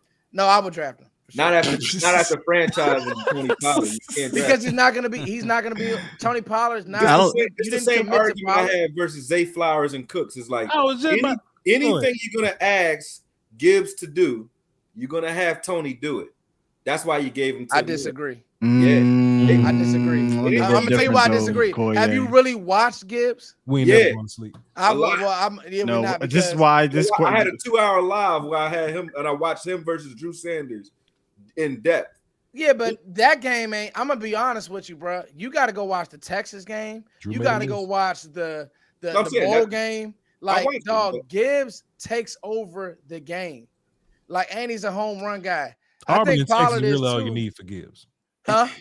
And Texas is the only games you need. There you hold go, on, right and look. He played running back, right? So at the very least, he's getting 12 touches. Zay Flowers would never get 12 touches, probably ever. You know, I'm just saying, like anything I'm going to. They're both guys that don't need a heavy amount of touches, more than 15 touches. Both Gibbs. I don't look at Gibbs as a 20 touch guy. He's a 15 or less touch guy, and so is Tony Pollard. But if you have both of those guys that you have to get the ball to, you don't have a guy that can bring power, and neither one of those guys are going to bring that. You're right, but you just get a specialty guy, and they signed a power guy. I mean, he doesn't have to. He doesn't have to stay there. Though, if you get a real one, you know what I mean. Like, he's not the guy. He's insurance policy. I'm not trading away from Jahmyr Gibbs. I'm gonna tell you that now. So if you saw then Cooks is here for multiple years. Pollard's on a 1-year deal. Gibbs had the best. He was the smoothest at the combine when you were watching him, and by far, even with him versus Bijan. But I'm just saying, for this team, you would take a Gibbs over a Bijan Robinson here. You asking the wrong person. That's a different conversation. You asking the wrong person because I went on Sky's show. I stamped it the same way that you feel about how you. I really believe that. Then why did you franchise Tony? You might as well have just let Tony go. I mean, you franchise Tony because you don't have it back. You don't know how the draft's gonna fall, Okoye. But we talking about hypotheticals here. You know, you don't know where. So Foots, you like Gibbs. So look, Foots. Okay, so let's say Nolan Smith got caught with some heroin in the car, and he's falling. Do you take Gibbs over Nolan Smith? No, I don't take. I don't. I have, but Vach, I have. Hey, Vach. Now we talking about. I have Nolan Smith is a better player than Gibbs because Nolan Smith is a better player. I'm just trying to see how much. But even that is close. But you like Gibbs a lot, though. I'm really high on Gibbs. So my pet cats, Gibbs, Drew Sanders is a pet cat for sure. And I told Sky's been high on Zay. I'm not really high on small guys. I'm with y'all. But I do think that Zay got a different type of juice. How far is Gibbs and A-Chain in your world? Oh, Gibbs. What they can do for this team. But look, no, like I would say around. Why is A-Chain too small? But look, I don't think he's one. I don't even think he's 190. 10 pounds different. No, it's 10 pounds different. In the same height. You're 5'9", 198. Look, Law. What's he saying this though? What's he saying this? He's a track dude. Gibbs, look, Law. What's he saying this, right? Gibbs is a really good player. A-Chain and Tajay Spears are no slouches. No, they're are not. no slouches, and Yeah, those they're are like not. late third, fourth round guys, right? Huge on So if you miss on those Yeah, dudes, yeah, you can take those dudes, Law Nation, A-Chain and Tyrese Spears and Tajay Spears for sure. Yeah. No, the problem. So here's my thing. You asked about A-Chain. A-Chain doesn't catch the ball like Gibbs, and that's the biggest thing too. Like Gibbs, backs, and then maybe Kellen just did it, but he would motion them out, and maybe he didn't throw him the ball like you should. But Gibbs is he is a really good receiving threat. He's not better than Jahmyr Gibbs. Is the question though? Because I think Gibbs had to do no jump balls in the back of no end zone like Tony was doing in college, man. He led Alabama Tony in was high pointing balls, and rushing. Look, That's different. He didn't get the ball though. He didn't get the ball. I think the the consensus is Gibbs would be better than the A-Chain, but I think the real conversation is he so much better that you take a running back in round one? Yeah, that's where the conversation begins because the value of it is he so that much better that I can't just grab A-Chain third round. I don't know, just throwing rounds on it, as opposed to taking him in first round because that's really where the conversation starts. Right. Running back round one. That's what everybody talking about. Anyway, though, like at the end of the day, you want a guy that can bring power. We want to get a guy that either can do that. If you say Jones is that guy, short yardage, cool. You got a home run hitter already that's versatile in Tony Pollard, and you're paying him. And then the next one would be just a guy that could give you a little bit of both, like a Corum, or one of those little guys that just like can give you a little bit of both, but not have the same skill set as either of the other two. You know what I mean? So I look at it like if you're going to run three anyway, you want three, different. You want them to, you want them to complement each other, and honestly, I know a lot of people just scoffing at the Ronald Jones, but I urge you to go watch Ronald Jones film. Oh, he's nice. Not you, but there's people that just real life be like he's trash. I'm like, I'm telling you, he brings us different presence to this room. He doesn't have to be touch the ball 15. He can literally touch it 7 times. I'm fine. Or you could say draft a guy and Ronald Jones will make the team, whatever. But the point is you got a guy that complements the room. And but you also got to take into account Tony Pollard might not be here next year. That's where I'm at, Scott. Why do you think that though? Because he's on a 1-year deal right now that he signed. Right. You think he's gonna ask for too much and price himself out? You mean? Well, me personally, I don't think the Cowboys are in the market for paying running backs anymore after the They learn their lesson. Yep. Yeah, you're right about that. I mean, so they might pay him if he's willing to pay for $6 million. Do y'all remember prime Alvin Kamara? Like when he was just like when Sean just Tony really better than that already. No, I'm talking about that's what Gibbs gives you. Sure, but let me use. You think Tony Pollard is better than prime Alvin? Let me use the Okoye. 100%. Look at the stats. He had Ingram with him, so you got to pair an Ingram with. Give him Kendra Miller. Yeah. I'll take it wasn't lightning. It was thunder. I would take a Kendra Miller and Tony Pollard all day. And I feel what you're saying, Scott, with Rojo. Yeah, he's that going to be that guy. But I look at Rojo. I think that he's still a little bit more lightning than thunder. Shit. No. Go watch Rojo. Boy, that motherfucker run like he run like he on probation and he got to get to the crib. Y'all getting him more of a thunder guy? He's a thumpy dude at this point. You know what I'm saying? USC Rojo maybe so, but now, Rojo. He got some twitch to him. I think that's probably what you're looking at, Long. Right. You got some twitch to him in the open field. I don't know why people think that Gibbs don't run hard or he can't run between the tackles. Man, bullshit. They said that about TP too. Even in the Arkansas game, whenever he ran at Drew Sanders, he didn't do jack shit. He got it when he would cut back in the second half. He was cutting back and going away from him. Whenever he ran right at him, Drew Sanders on his ass. Man. But I mean, bro, like he still runs with good vision between the tackles. Like I don't know, just to me, there's no way I'm trading away from Jahmyr Gibbs. You want Jahmyr Gibbs between the tackles, bro?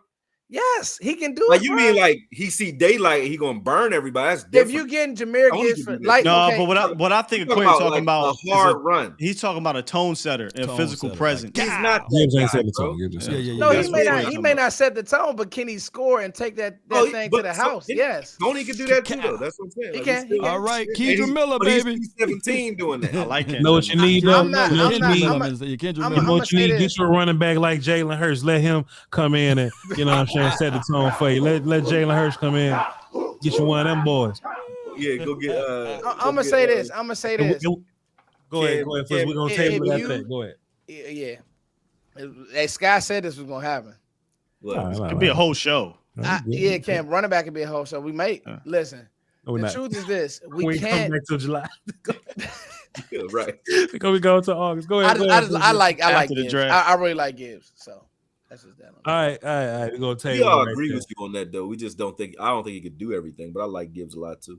We go table. We go ahead and table it right there. You know what I'm saying? It's getting late. We're still never up this late. We 2 hours in. We're gonna go ahead. Right? You look, know what I'm saying? Law Nation got to go live after this. Hungry as hell. I'm about to go eat. Live after this. Koye, I do agree. Tony Pollard might be a little better than Alvin in my personal opinion. We're gonna move on though. Hey, good show. Alvin ain't never did what Tony did. Hey. Listen, man, we don't do this all the time because in real life, I ain't got 2 hours a week to spend with y'all. I'm tired as hell, you know what I'm saying? But boy, when we do come together and put these things together, man, they are something. They are something. It is just something to watch, man. The people come out, support us, man. It's always humbling, just to see us come together. And whenever we come together, right? People that just, I can see certain names in this chat. And I love everybody in the chat, but they may not watch us every show. But when the round table come together, man, they all find time in their schedule to come through and show some love live, not just to watch it, later, but they want to be in the seat live. So we appreciate y'all the hell out y'all for coming through and rocking with us. Fuster King, tell the good people where they can find you, sir. Hey, I'm actually Fuster King now on YouTube, so Fuster King everywhere. Smart man. Check me out YouTube. Twitter, all that. Thanks for having me, Vach. This has been love, y'all. It's been fun. For sure. Koye, where said that like he was on 105 Japan. Thanks for having me, sir. Thanks for having me, sir. This has been fun. Like you ain't been here before and shit. Koye, where they can find you at now? At AKOYE Media, man, right here on YouTube, IG. I'm getting into TikTok. I ain't there yet though. TikTok ain't about to be around, home. Hey. I hope not. Hey, I'm on TikTok. They got all your information. They already got what they need. They got your data already. But We'll get Koye started on that shit. I'll go to the rabbit hole. The Illuminati. They really want your brain. See. Koye, what else you got? Like just like some non-content stuff you want people to know about? They may be in your area. They may want, you know what I'm saying? I'm actually opening up a wellness center here in Philadelphia too. So stay tuned on that. I'll post it. It's called Unibody. You only get one body. It's called Unibody Wellness Center. It'll be open. Probably we doing our grand opening in like 2 weeks. So we try not to run into Easter. So probably April 8th. But I'll put that out there on IG. So make sure you follow me on IG if you want that. And I'm doing I'm not really doing that to the public though, but I'm getting back into my my boxing coaching downstairs from the wellness center too. It's a gym underneath that. So I'm excited, man. I'm excited. So yeah. Gotta give me a lesson, man. Gotta give me a lesson in. Yeah. Jamal Rashard. He said Jamal Rashard. William Steele, Skywalker Steele. Where can the people find you, sir? Skywalker Steele on Twitter, man. Don't follow me on Instagram at Skywalker Steele or I ain't telling you on my Facebook. That's personal. So just follow me on Twitter and then YouTube at A to Z Sports Dallas, and of course the Volume 306 Mafia come through every Monday through Monday through Thursday with my bro Vosh Lombardi, man. Appreciate you, brother. Yes, indeed, man. That man said, "Don't even look for the Facebook." That boy name is Darius Aloysius Miller. He got a whole alias on Facebook. I'm just on Twitter. That's pretty much it, man. Man, my OG, man. You know what I'm saying? I don't know about everybody else's. You know what I'm saying? But my OG brother Lawrence Nation. Talk to the people about all the apps you on. Go ahead, tell them. Man, I appreciate it, man. It's always wonderful being on this platform with you guys, man. The round table is universal, man. Everybody be hitting me up, man. We out there on the streets. Say, man, when y'all gonna do the round table again? Yeah, I love it, man. So we need to get round table merch or something together, man, to celebrate this union that we got, man. So you guys can follow me on Law Nation Sports. It's on multiple outlets, especially on TikTok as well as Twitter, MySpace, Black Planet, YouTube, Facebook. I'm everywhere, man. Literally. Literally. Yeah, I mean, the ether, sure. man.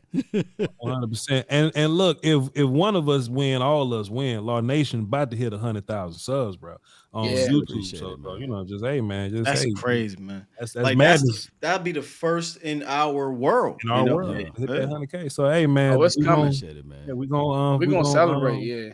Yes. you know what I'm saying? Celebrate, pull up to that live stream. And of Yeah. course, I'm Vash Lombardi, man. Appreciate y'all for being here and tapping in with us. You know, it feels like yesterday, you know, me and Law was doing. I was like, man, Law, you cool with Twister King to come do a show with us, man? And I was like, hey man, this Collier character that just did this Dez Bryant video. Y'all want to bring him on and see what he's talking about? Yeah, And, they like, you know what I'm saying? Then last year, I mean, it feels like 2 years ago, however long it was. Like, hey man, Will, hey this, hey man, let let Will just do the visuals, and then before you know it, hey, Will gonna come in and talk too. Sky got something to say. We need my man. You know what I'm saying? And now, you know what I'm saying? It's almost like yesterday when this thing was coming together. Now it's this whole thing, and still doing this. But y'all can follow me at Vash Lombardi on all platforms, VOCHLOMBARDI. And like Will still said, you can catch me on the volume Monday through Thursday at 3 p.m. Central. You type in Vash Lombardi, type in the volume. Either way, it'll all go to the same place. I appreciate y'all doing that to us. And hey man, you are listening to nothing but the best. My AKs, Foots ain't got one. It ain't hard, but you can be. Y'all hold down for the Dose Wilson. Peace and peace, man. Until next time. Ain't no thing. You almost said volume, but before we go, hey, Law, real quick, what's that tight end's name for Georgia that everybody like? What's his name? Darnell. Washington. Yeah. There we go, man. Yes, you Built go. my mattress, pay my taxes, then I blew the rest. And it's okay to do your thing, but just don't do the least. I quit my boss and cooked that sauce and fed that to the streets. Sliding it like a wet flow, already fried from the get-go. That nigga just look like gecko. Everything I do, they echo. Big facts, my bank on big man. My drip too wet, that's spit can. Oh, yeah, 800 Swap people me on a like Friday. Q-tips. That's crazy. Hold that there like dip can. No rehearse, need no reverb. Oh, your lip don't say 3 words. Quick trip to get that lick. This royalty free? If you prefer. Quick ride, no time, I'm in there. She clockwise, real good skincare. Yeah, it's epidemic. Oh, all right. I thought somebody made it for you or something. I'm like, this is hard for some shit that they made for you. Some more